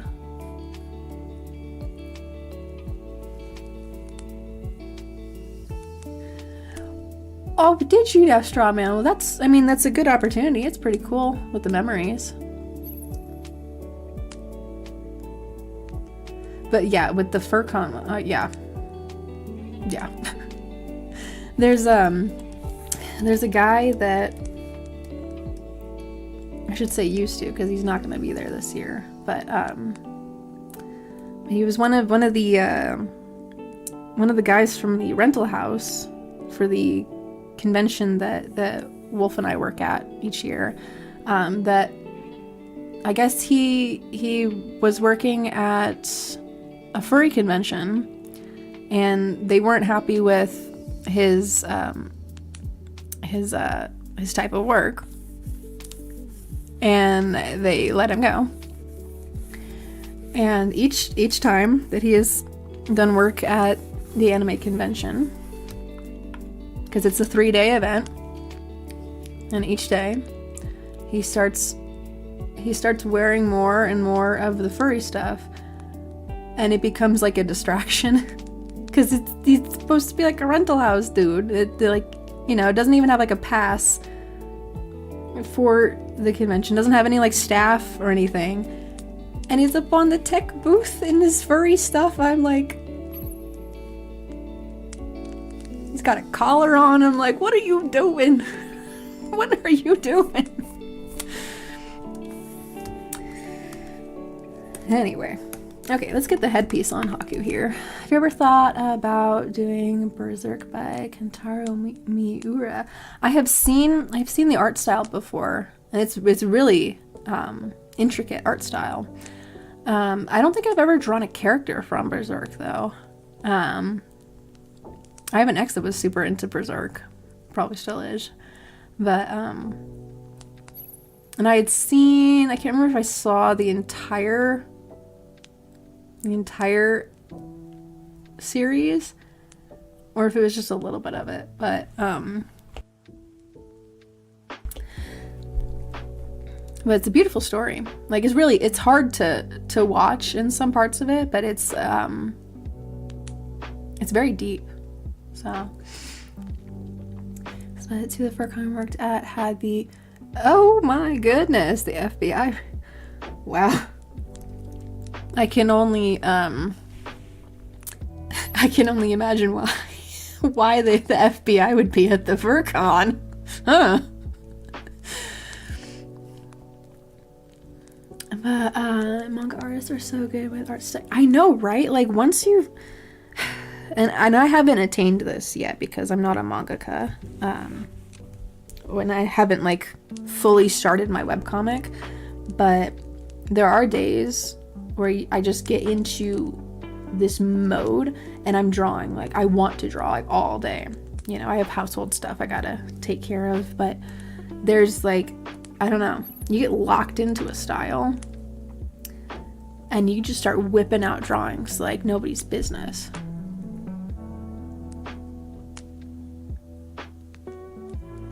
Reminds me of early Tetsuo Hara. Tetsuo Hara. That sounds familiar. What series did they do?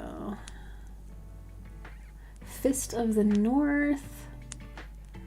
Oh, okay. I definitely see that, Nails. Yeah. Definitely like the muscles and the facial structure, definitely.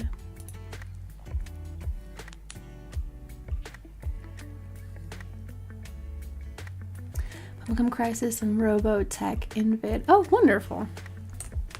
I've heard good things about those series.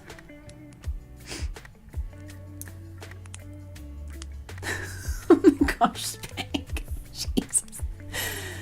Make Wolf a pony plush of Lane from the anime. Oh yeah. Yes. That would be the crossover of all crossovers. It feels for people to go, oh, you like JoJo. When I started drawing nose lines, like accent nose lines. Oh, okay, because the style? Interesting. Huh. It's like, no, this is a nose line.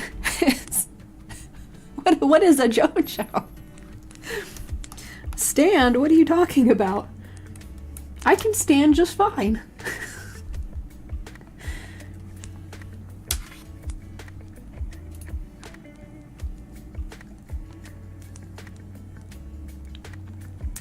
Yeah, and I have a thing where like I don't watch mainstream anime, which is weird to say because like mainstream used to be like no anime whatsoever, and now it's very much like a common thing. So like any like My Hero Academia, Demon Slayer, I did like 3 seasons of JoJo just because I was trying it out. It's really, you know, big and hyped and everything. But I don't know, as far as like being like passionate about it, it's like I don't know. Maybe it's not meant for my demographic, but like I don't know. I just like very specific animes these days. When I was younger, I watched a lot of like Death Note and I watched a little bit of Angel Beats, XXX Holic, Soul Eater.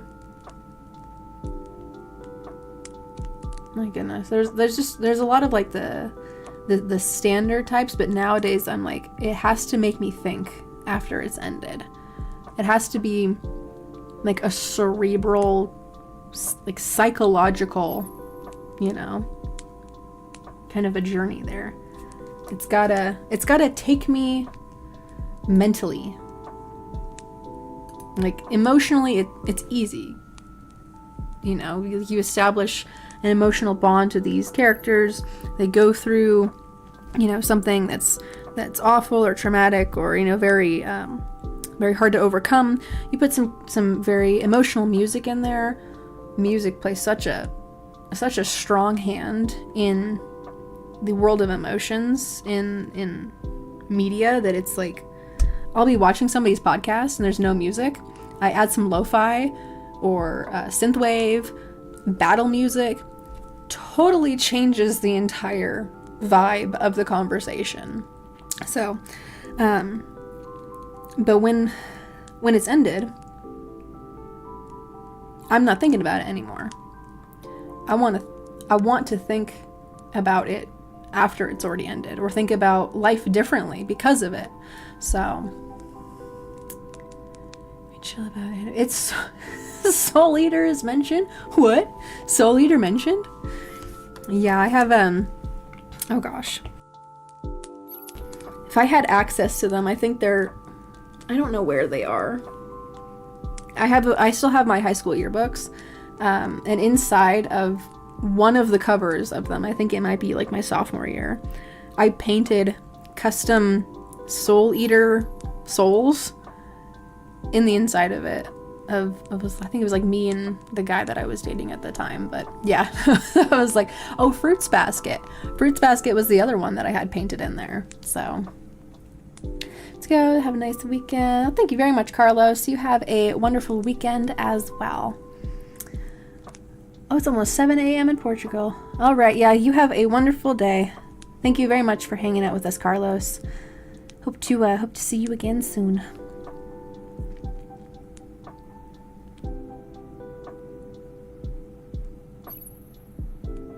Yeah, it's like, because I haven't seen any of the recent JoJo. I just know it gets kind of like convoluted with time. And I was like, it's already convoluted enough with how the stands work that I'm just like, time, you're gonna put time in this. I can't go on with it. If you watch Soul Eater, I have to ask if you watched Fire Force. I did not watch Fire Force, no. My best friend has, though. But I heard that there was a connection, so. Show your friends as Soul Eaters. Yep. I mean, it's fairly easy. I mean, it's like you ask them what their favorite color is, you know, or you kind of like figure out what color their the energy that you get off of them, right? Like, you know, if they're more mellow, have a more mellow toned color, or if they're very energetic, you know, like a very highlighted kind of a color maybe. And then you put like a Soul Eater type of expression on, and then like a little tail, some sort of a unique tail to it. I'm called by the grace of the gods. Oh, interesting. I have not heard of that before. Someone's got lots of cute moments. Ah, okay. You know, I'm gonna write that down because me and Wolf are always looking for new anime to watch. And it's tough sometimes because this is my little trash can over here. I'm gonna be honest with you guys. I abhor fan service. Like it's. I feel like it's used for padding when there's. Oh my gosh, Straw Man, the Excalibur pony. I love that so much. Yes, that's amazing. But yeah, so I think that, I don't know, I think that fan service is like, it's fluff for the lack of writing. And maybe that's just my opinion, because the only fan service I have seen in it being used is like that, where the plot, the story, the writing has kind of stagnated. So we're gonna have the characters go to the beach. And I'm just like, what? Where are we just doing this other thing? Just the last episode? Now we're suddenly gonna go to the beach. What are we doing?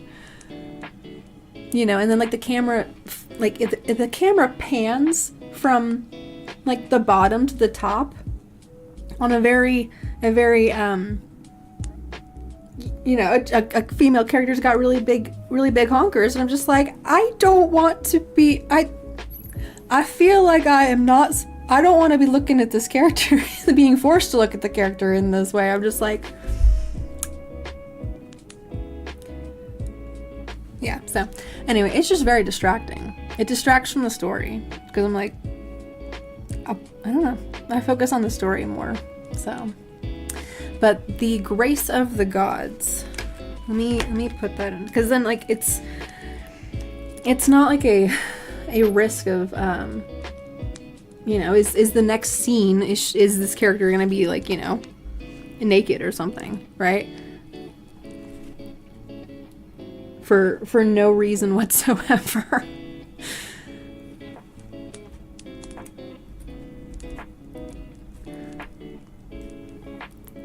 Like, I can understand if it's, well, let me write this down. I can't write and talk at the same time. Drawing and talking at the same time I can do, but writing down something and talking I can't. Okay, so I got that wrote down. It sounds like it's a good bet there. Let's see. I watched that for that Never Left Me in a Dark Place After. Oh, Your Lie in April. Oh, I've seen a couple episodes of that. It didn't like hook into me at first, but I had heard like really, really good reviews about how how beautiful, but then it's also kind of like sad. So abusing any, but the music is getting there, but it ain't there yet. Probably need to make a beat first before the lyrics or something. I don't know. Yeah, it's like I don't know. When I'm starting up a new piece of music, it's like I have to have the metronome on, because that's like at least some sort of a beat, right? Like it's just the metronome, but it at least keeps you at a constant pace. So show us some of the best writing, is a ton of stand-up answers, Food Wars gets super deep and great, but well, I mean, if that's like part of that show, right? And it's not just for like, oh, we don't have, you know, we don't have a purpose for this scene, or we don't have, you know, an episode for, you know, the time slot that we need, right? Like it's when it's purposeful, right? And it's not just like, oh, we're gonna just throw this in here because, you know, it's pretty, or it sounds, you know, appealing. But yeah, so there's those times where it's like, you know, the fan service makes sense for, you know, that show, that demographic, that, you know. So fan service, not unrelated, the only fan service scene that wasn't exactly super for padding time was Delicious in Dungeon. It's not really fan service too. Yeah, and we watched Delicious in Dungeon, and I was like, it didn't register in my head as fan service, and nor do I even remember it. So, but I would recommend Delicious in Dungeon if you are eating dinner, because like it will make you hungry. I can't remember which anime it was that Wolf and I were watching, but there was a scene where one of the characters was talking about how good this food looked, and I was in the kitchen. I can't see the TV screen from the kitchen. And so she starts like describing this, and I stop what I'm doing. I run over to the TV screen, and I'm just like, just let me look at it. Just let me look at the way that the anime has made this food look so good. I'm just like, there's a scene from, and I'm getting this headband in, I swear. There's a scene in, I think it's Fruits Basket. Yes. Oh, and it actually is a beach episode, but it has to do with the food. There's a scene in the beach episode of Fruits Basket. Oh no, it's not Fruits Basket. It's not Fruits Basket. It's Ouran High School Host Club. Oh my gosh. If anyone can figure out why the intro song, the opening song for Ouran High School Host Club, it sounds like something else. It sounds like an Avril Lavigne song. But, excuse you, cat. She sneezed. It just always reminds me of some other song, some other like pop song. Same brainwave, Julie. We're on the same wavelength there, eh? So people are getting super Lil Euphie is part of the story, but it wasn't needed. But like, see, like that's, I can understand it though, because I have chomped down on like a really good steak, and it's like, you know, my brain can understand why they're reacting that way, right? Like, it's not my kind of anime, but the human experience tells me I know why they're reacting like that. So it's not like in all of a sudden, you know, like two characters having a conversation, right? And then for whatever reason, another character comes up behind the female one and just starts like grabbing on her chest. And the camera is just only pointed at that. I'm like, what are we doing? We were just talking about something else, and now this is... Why? Let's see.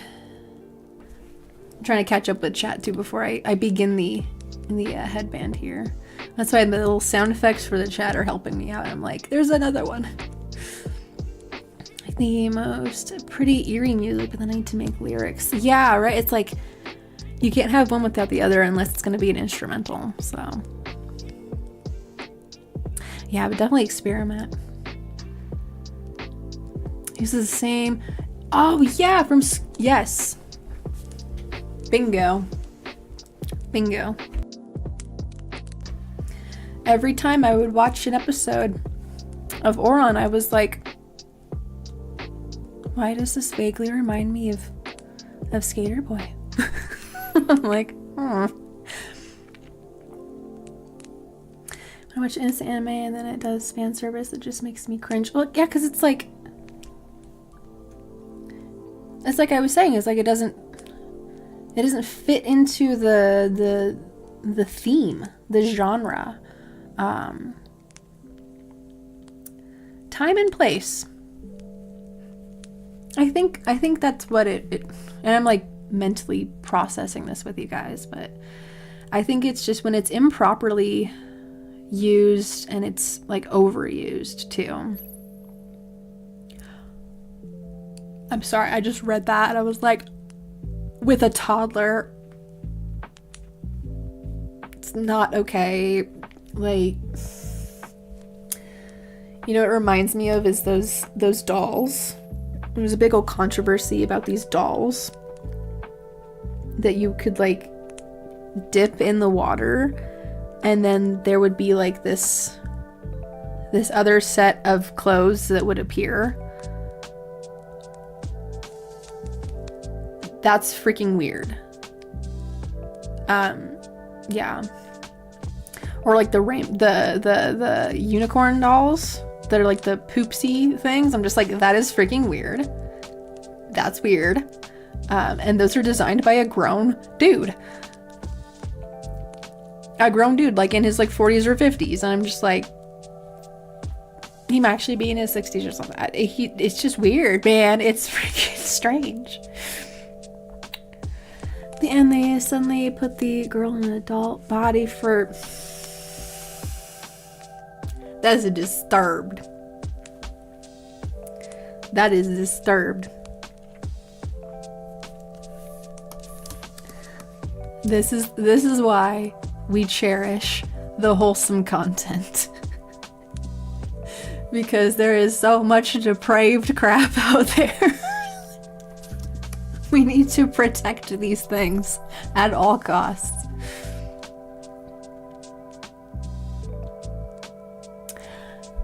Maybe. I don't... That might be because...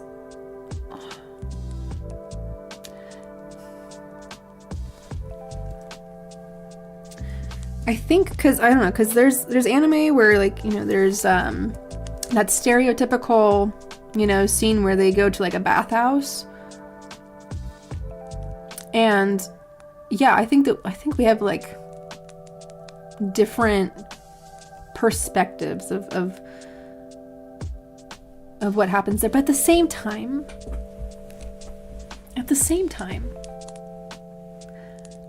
I recall, again, there's anime that have the stereotypical bathhouse scene where there's like female characters that are going and approaching each other and grabbing. And I'm like, I don't think that happens. In Japan, I don't know if that would be okay. I don't know where it comes from. Like, you know, in reference to real life, because I know they have bathhouses in Japan, and I'm just like, if I was going to a bathhouse with my best friend and she started doing that, I would not be okay with that. I'd be like, what are you doing? Oh, well, they do it in no, that's not okay. You know, we're not like that. No. That not anime. That's not anime. Can I show you the map that connects how the artist from Naruto is copying Yu Yu Hakusho? Submitted by the... Oh my gosh. Wow. Nothing is original under the sun anymore. Yeah, that's what I'm like. I just, as humans, and also in Japan, they have like very much a public mutual respect thing going on there. Like when you go on a subway, they don't want you on a phone call. Everything is quiet. It's very respectful. So to see that, I'm just like, why are they going and grabbing on the beds? What pervert in the studio is asking for this?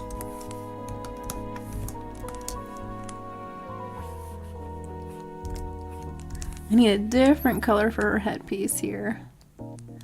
Takes exaggeration from kabuki theater. It's also where anime gets its emoji, like facial features, to copy the kabuki masks. Oh, okay. I always thought for like the longest time that it was just very exaggerated, like cartoon, you know, or I guess in Japan the cartoon would be considered anime, but like, yeah, I didn't think it was ever like inspired from the kabuki theater, but that makes sense. So I just wish that people out there in the real world would stop like copying it verbatim and like aggressively like screaming at each other when you're just like mildly, you know, excited about something, or physically assaulting your friends because you saw it in anime. Smacking and slapping each other is not normal. That is called assault. Stop assaulting each other. This unicorn.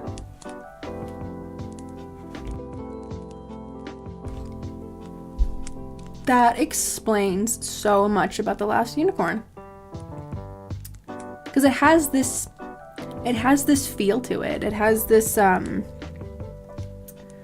atmosphere, right? That's very soft and ethereal, kind of like how a Studio Ghibli film sometimes feels. It's very immersive. So my YouTube channel is interviewing Japan. That's cool. I imagine that it's very informative and educational.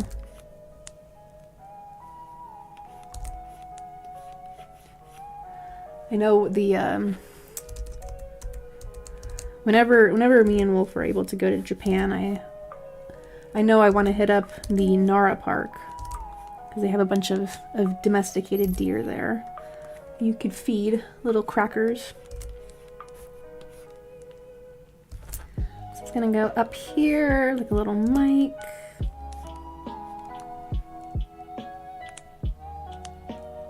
Which, I guess, so she's singing into this mic, but she's also got this mic here.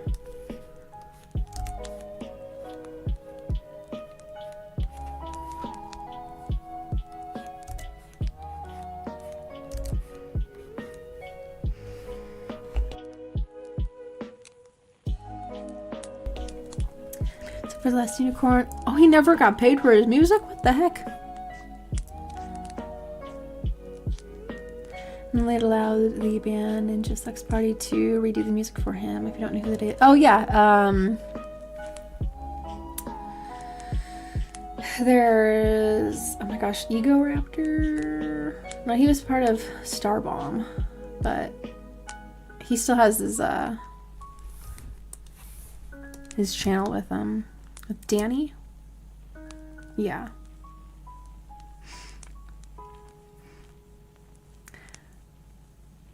But so Ninja Sex Party redid the music for him. That's cool.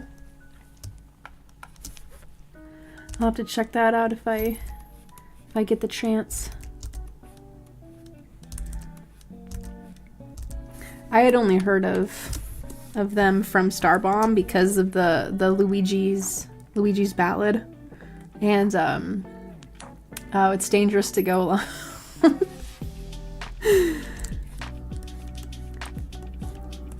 Me and my high school friends had that like memorized.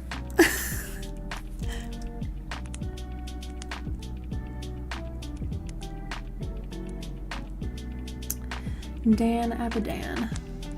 That's cool. He's got 2 Dans. So put it in theaters and did a world tour. Oh my gosh, that's cool. That's awesome for them. Well, you know more than I do, because I didn't know there was a Brian. I only knew about Danny, so. But yes, the earlier days. Are they still around and making music? Because if they are, you know, props to them.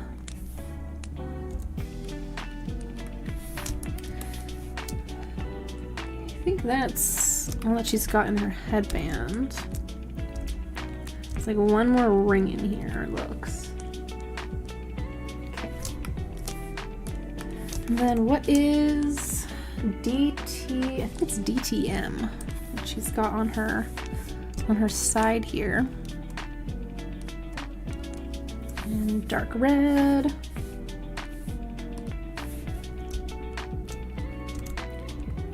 And I have no idea what DTM means. It's just there because that's what the design has. What does that mean? Oh, okay. I'll check that out in a little bit. The NSP's version of the last unicorn. I'm sure it's beautiful because his range is it gets up there. 45 and still going, heck yeah. I mean, if that's your passion, make a project out of it, you know? Make a career out of that project.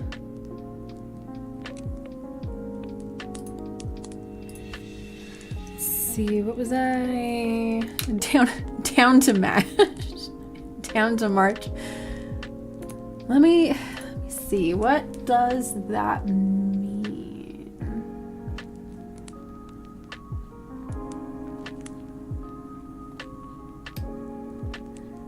DTM. I'm on her wiki. I'm just like, desktop music. It means desktop music. Doing too much. Yeah, drinking too much. Drinking too much. That's Haku.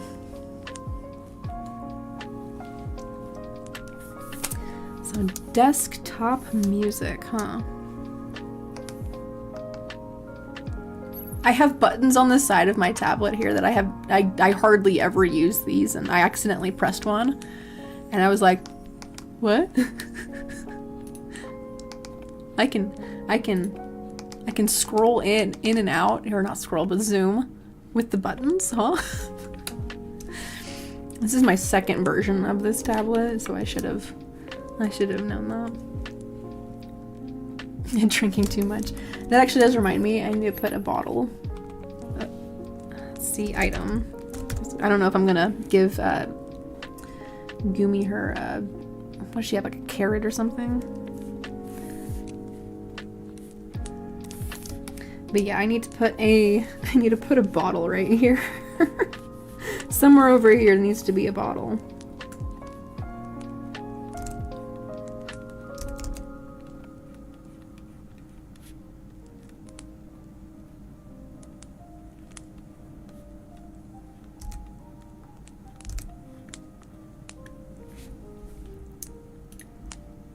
Oh, okay, this is one of the newer songs. I was like, why don't I recognize this? Am I gonna get a copyright claim? This is one of those newer ones. Let's watch Chobits. Oh yeah, I saw Chobits. Here's some of that show are still around with people who don't know the show. Are you serious? My tablet a Wacom? It is not. I use an XP pen. If you are curious at all about the other equipment that I have this command here that has all of my equipment, my hardware, software, all of that. Pursecom ears. Yeah, but I'm just like, they've never seen Chobits. And they're walking around with these things and they've never seen Chobits. You know what it reminds me of?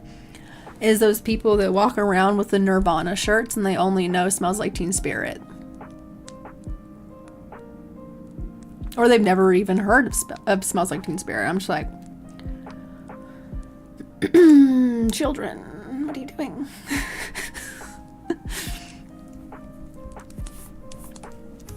Like, I walk around with my Queensryche shirt on. I'm just like, I enjoy Subdivisions. Like, you know, it's one of my dad's favorite songs by him, and that's how I know Queensryche. I'm like,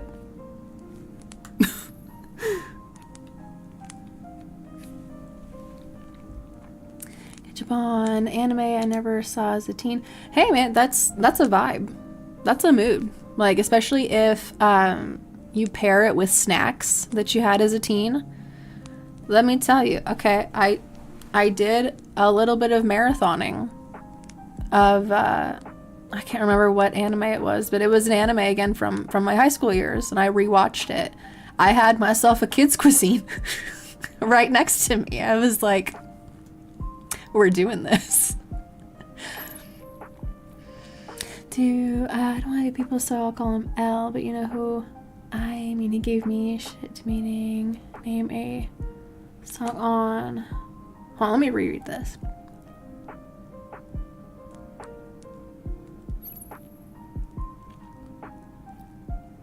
I name a song not on Nevermind. Oh my gosh. It's like man, it's not that serious. It's not that deep. It's not that deep. Especially if you're not like a Nirvana fan, right? So, like for a Full Metal Alchemist, I would. Okay, so I've seen both of those. If you're feeling more like, I don't know, gothy and edgy, Black Butler, I would recommend. But if you want more, I like the story more of Full Metal Alchemist Brotherhood, because Black Butler is very like, I don't know, it's like Victorian edge. It's Victorian demon edge, and Full Metal Alchemist Brotherhood is just more. The story is just more emotional. It's just, there's just more to appreciate, I think, about the story. So, but I would recommend FMA.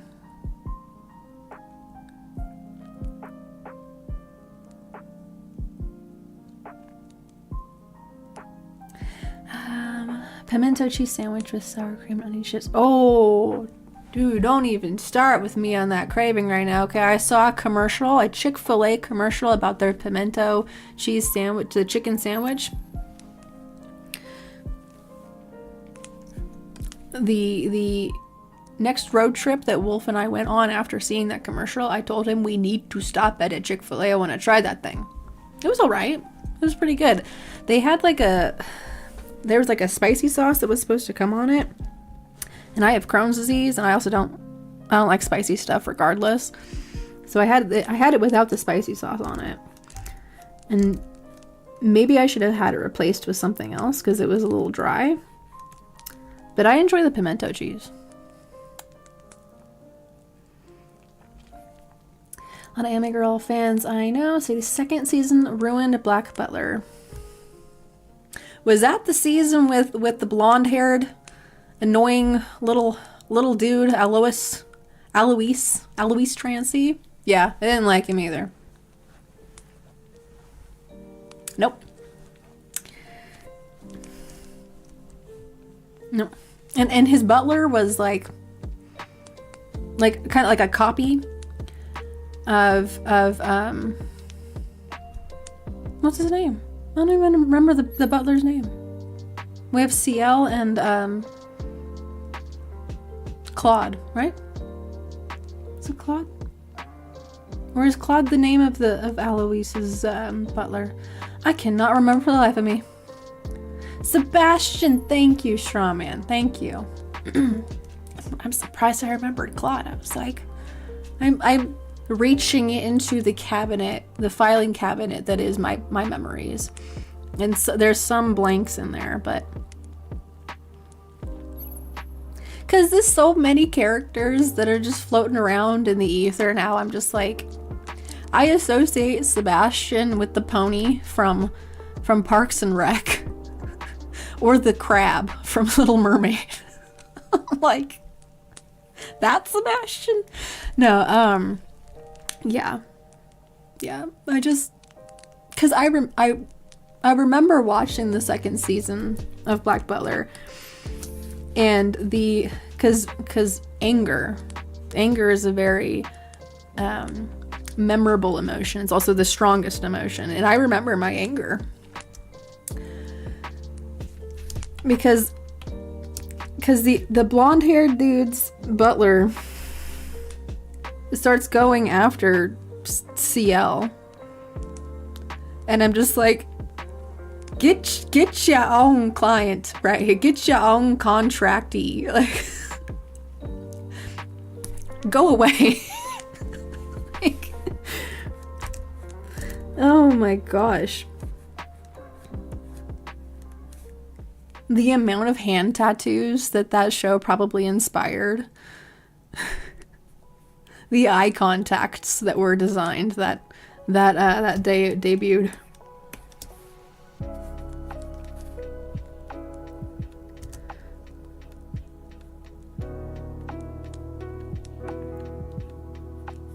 I'm trying to make like a little thing of grapes. I don't know if it's very efficient though. Something like that. There's a little bottle. Okay, let's work on Gumi, because I haven't done the Gumi sketch yet, and it's already 11:30. Just nuts to me.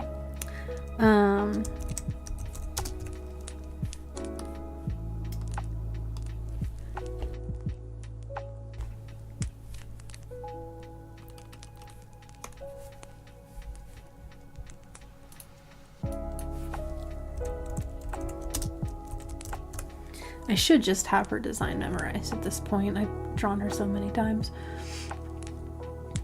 About Fate Stay Night, that inspired hand tattoos for sure. I haven't seen that one.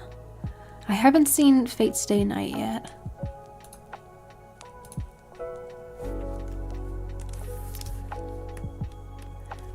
I think I may have seen like screenshots from it. And maybe clips, but I wouldn't have recognized it as that though. It's a mid-show based on a great game. Oh, is it like the same name as the show? Or is it a different name?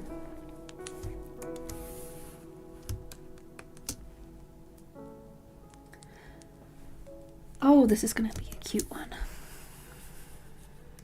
Okay, let's have this one. Let's have her head just turned a little bit.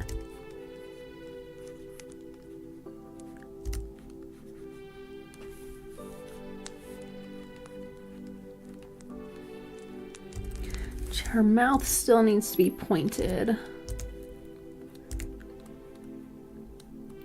towards the mic. So I'm kind of plotting out where the mouth is at.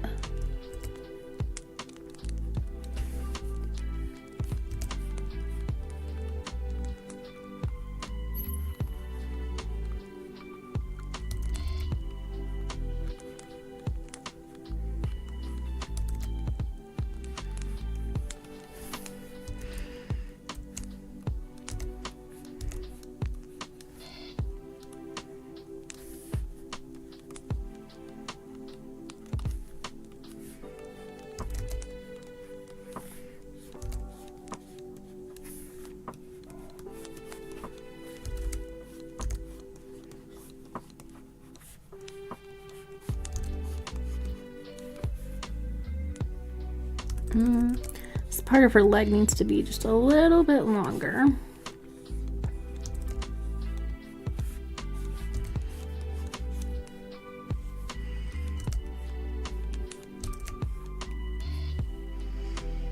the game by the same name is from Type Moon, and for a long time was the most popular visual novel. Oh, okay.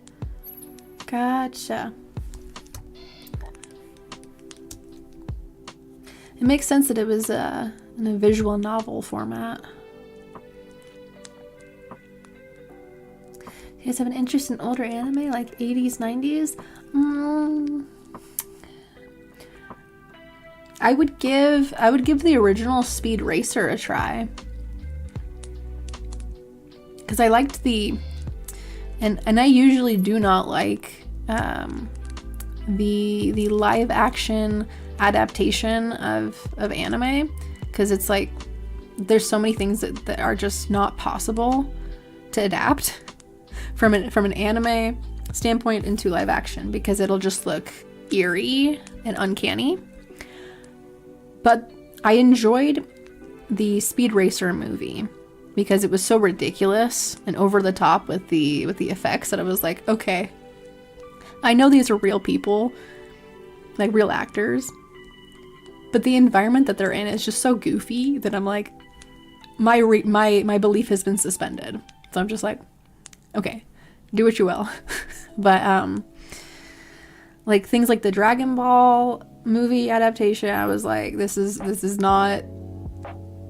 I saw trailers for it. I was like, this does not look right at all. Or it's, yeah.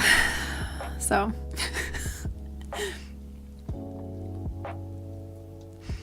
he's such a psycho, it's funny to go back and watch him just be nuts. Oh my gosh, is he just like unhinged? Like, bless you, cat. Did you have a good nap? Oh, she's gonna go back to sleep. She's like, I only woke up to sneeze. This little cat. I think this mouth needs to move down just a little bit. Actually, I think I can just move this face up a little bit more.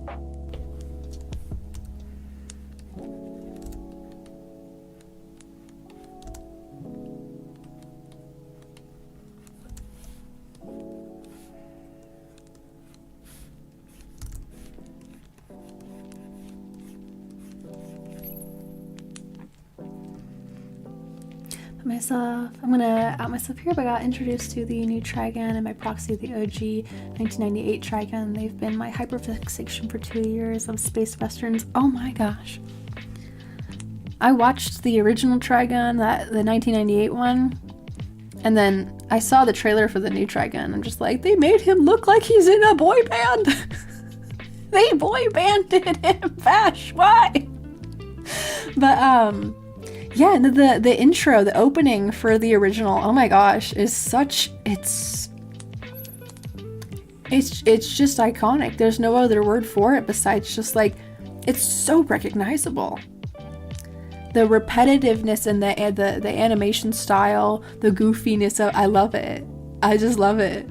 But yes, it's also a really good story. So it reminds me, because Trigun, and then there's, it's not necessarily like a space western. It's more of a mecha kind of an anime, but it has the same idea between the main character and an antagonist.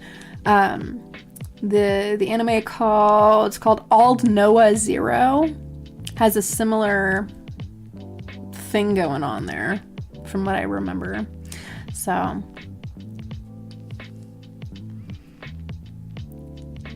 Speed Racer goes out of his way to kill. Oh, what? He's nuts. He's like actually psychotic. Wow. I need to give that a watch. Because the movie did not display that whatsoever. It was very much like, oh no, your brother, he died in this tunnel. Don't go in this tunnel. Don't do the race. And he goes and he does the race anyway. And yeah. Oh, Perfect Blue is freaking nuts. It is so trippy. When I first watched it, I was like,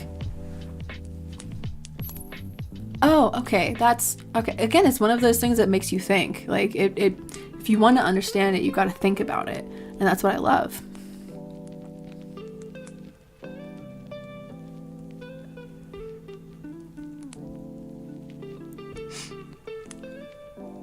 Oh, it's different, but it's still good. Okay. I might give it a go. The most team is amazing. I hate Gundam and I love that show. Oh, interesting. See, it's like they must have done something right then if it attracts people that are not normally into that demographic. Like there are 3 parachutes and 3 people on the plane, so he throws one out at the why would he go into why? He has like a death wish for these people. Oh my gosh. Anyways, from real folks, like, yeah, go for it. Again, if we are adding to the watch list, I'm pleased to be part of that.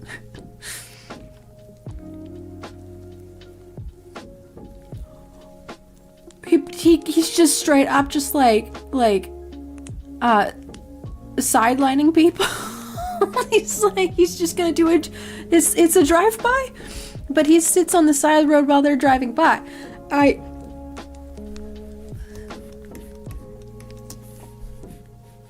Is there a warrant out for his arrest?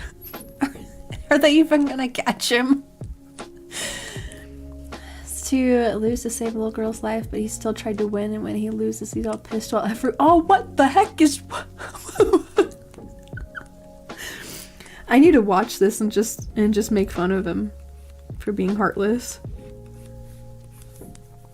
Oh my goodness. So needless to say, there was some creative liberties that were taken for the movie adaptation, it seems. Oh, sweet. Awesome. You have evidence too. Strawman came in with the receipts. He's like, see, he's a jerk right here. Exhibit A.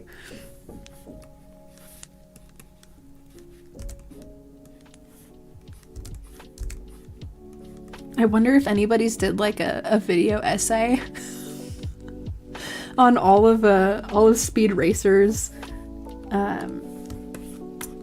his psychotic actions and events.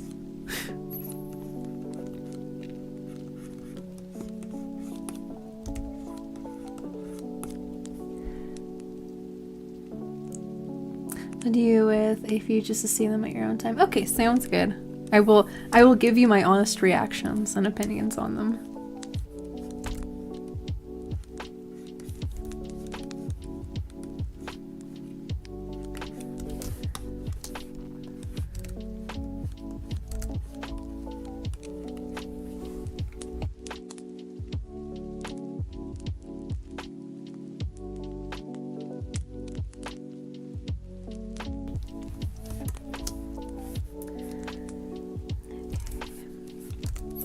Trying to get this part of the sketch in before my show ends tonight, but I'll be back tomorrow too.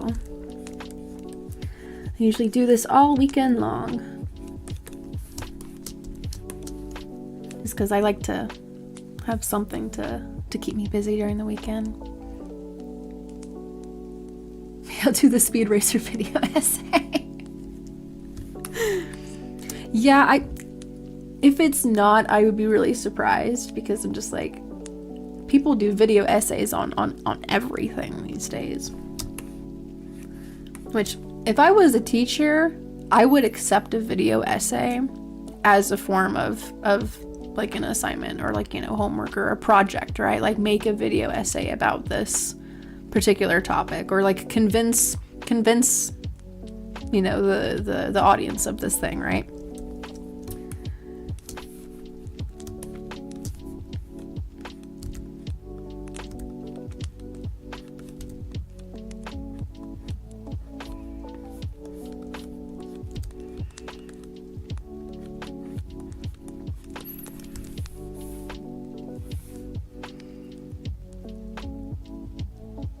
All right, thanks, Strawman.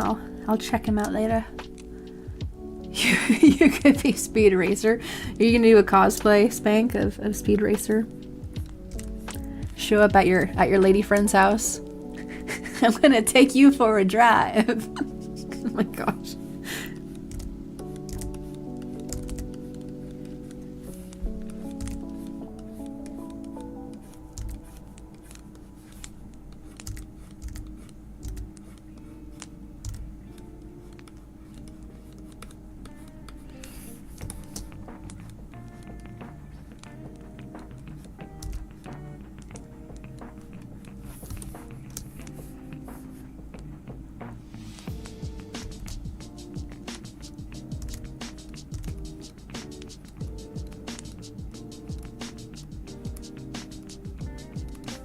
I'm gonna have this one open and the other side closed.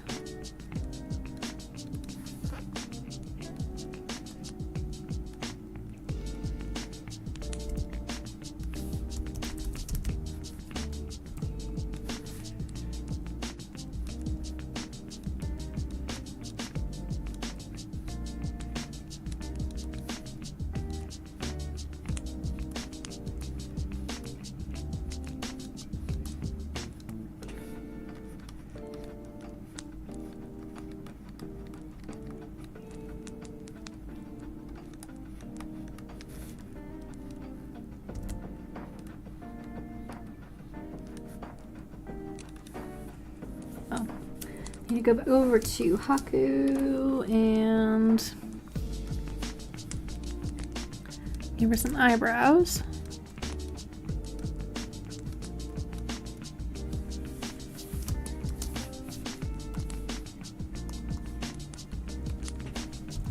Body.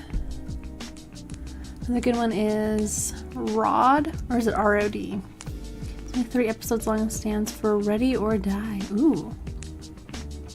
Only 3 episodes. That could be doable. Whenever I see an anime that's got like 300 episodes or more, I'm like,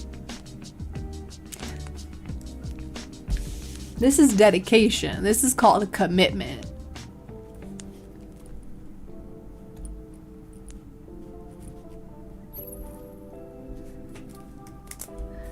See, I'm amassing my own little list of anime to watch here. dress up like Joker and go to her place. Well, she'll dress up as Harley Quinn. See, that'd be really cute. Oh, it's about books. Oh, okay, okay. Like death books? Books of death?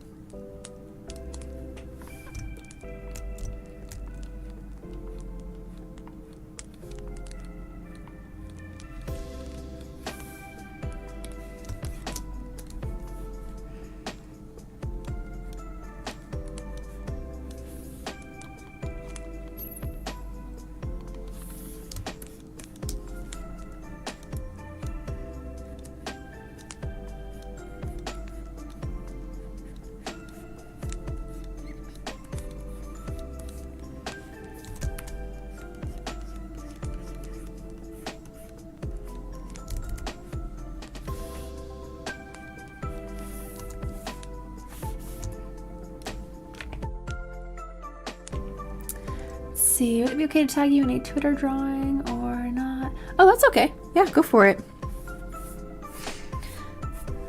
On my Twitter, I usually post things like stream announcements and like pictures of what I worked on, funny stuff. I used to have a separate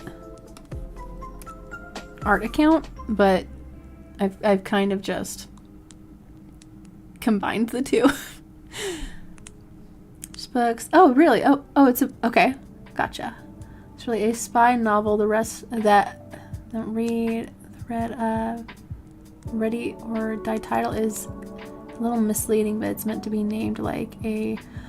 Oh, okay. Gotcha. Okay. I'll check it out. I'll see what it's about, considering it's short, you know, 3 episodes, so.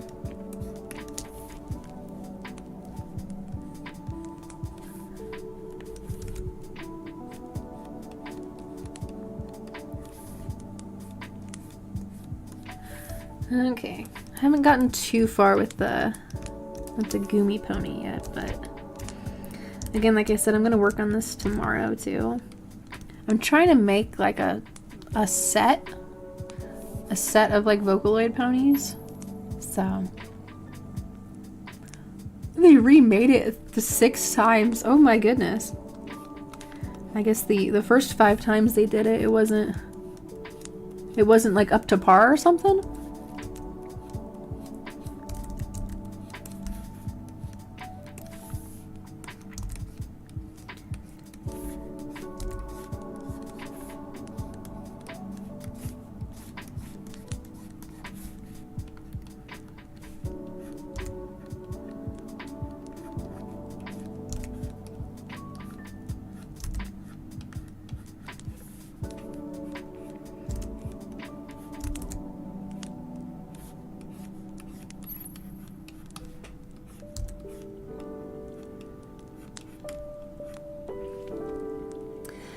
I'll just think of the original so you can tell. Okay, sounds good. Having to like sift through all 6 of them. I'm like, which one is the one that he wants me to watch? I don't know.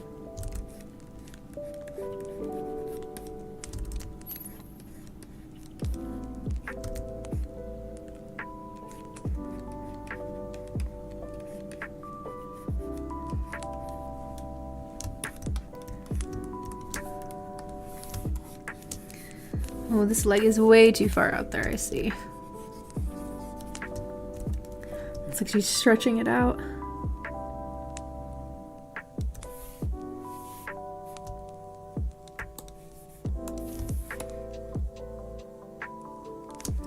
And this one can actually get moved down a little bit.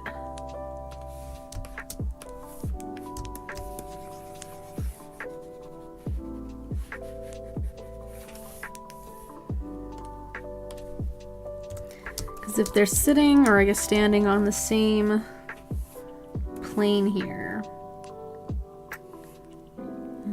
right here.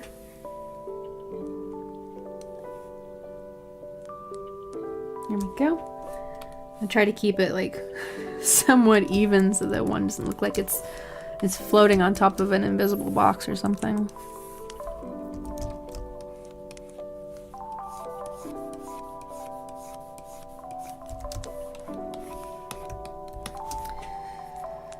And then her rest of the body could be moved in a little bit.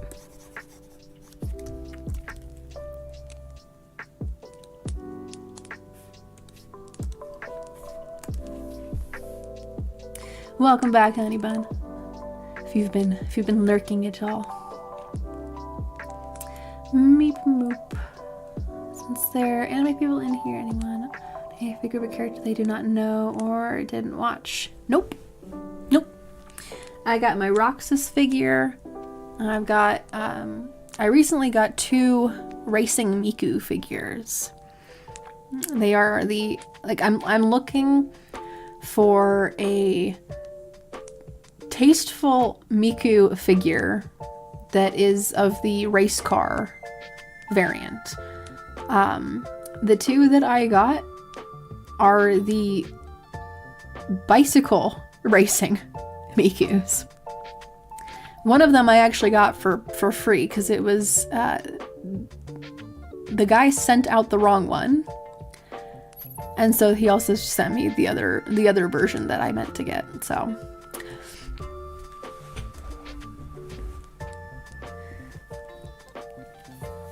oh, but then I do have a Jotaro Kujo figure. I have a Jotaro Nendoroid.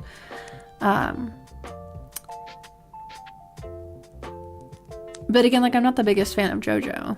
It's just it's sitting in my closet, and I got it 3 or 4 years ago. When I was watching JoJo.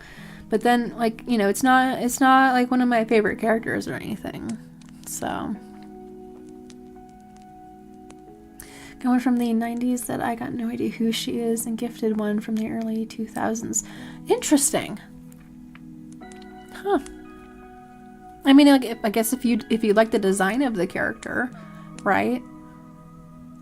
Maybe it would, like, it's an added bonus to also watch or play the story that they're from. But again, if it has a good design, like, there's been some figures and I'm like, I like the character design of this, but I don't know what they're from, and so I hesitate. But again, like, the design makes me want to watch, or play that. So, and if that's the thing that that draws somebody in, then they get another potential fan. Okay, I'm gonna put the hair on her because it's like it's getting a little bit later here. And although I did start a little bit later, I do have a set ending time.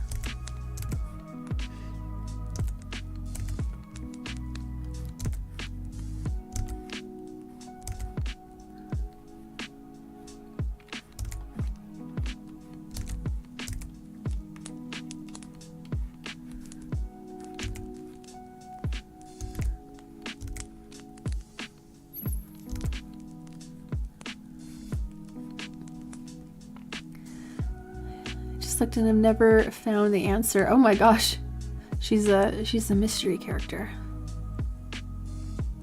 Stuff that they find cool. Yeah, exactly.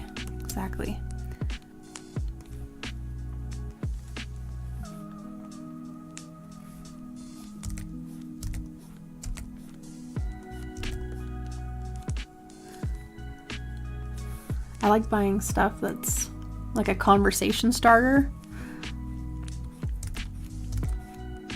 Like I have a figure of the Ugandan Knuckles, and I think that's quite a conversation starter if there ever has been one. One of my buddies has a figure of Dat Boy, the frog on the unicycle Dat Boy.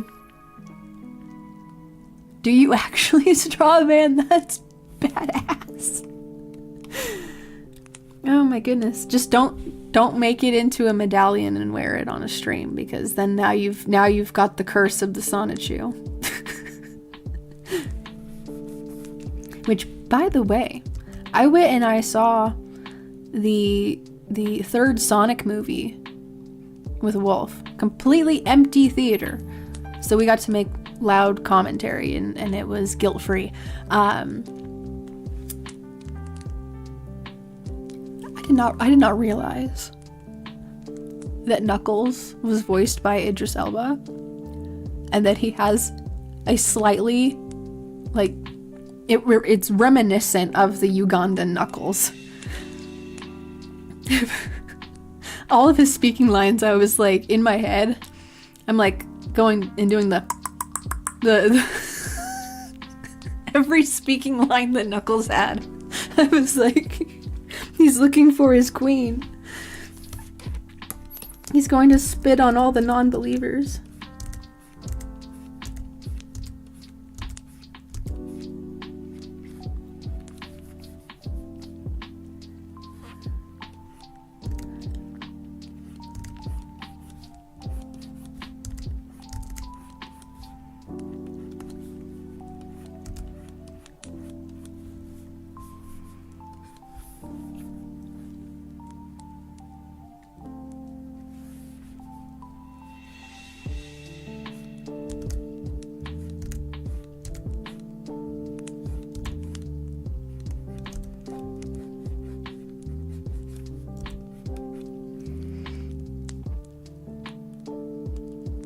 Yes, Shadow is voiced by Keanu, which he did a pretty good job.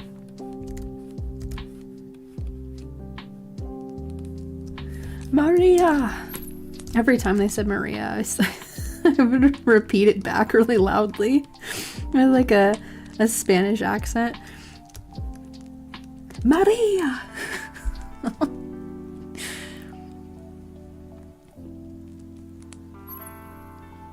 Yes, yes.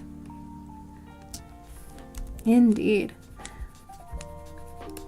And really looking back on it, that if the good people of the internet had not come in and told the studio to change the way that Sonic looked from how he initially looked, if the good people of the internet had not done that, that would not have existed. I fully believe that a Sonic 3 with Keanu Reeves as Shadow would not have existed if Sonic had not been changed.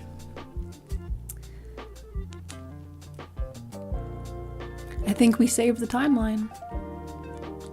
If just for that one instance.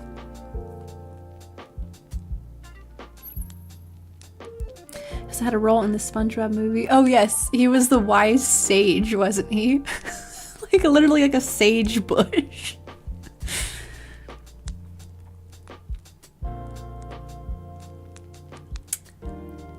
The old Sonic is in, he complains his movie got... What? What? Oh my gosh. He's like, they stole my thunder. You don't understand, I was supposed to be a star. I was supposed to be a Hollywood darling. And they took it from me.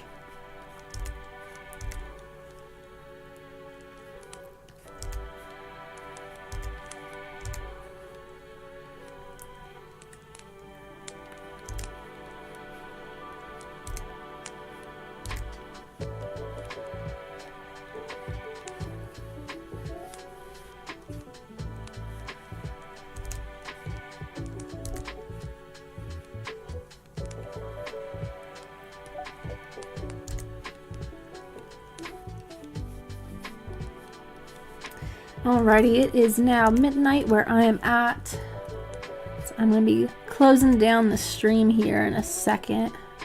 I'm trying to get her hair in before I close down the shop.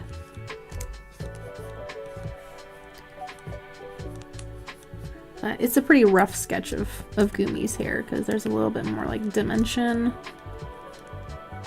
that's going on here.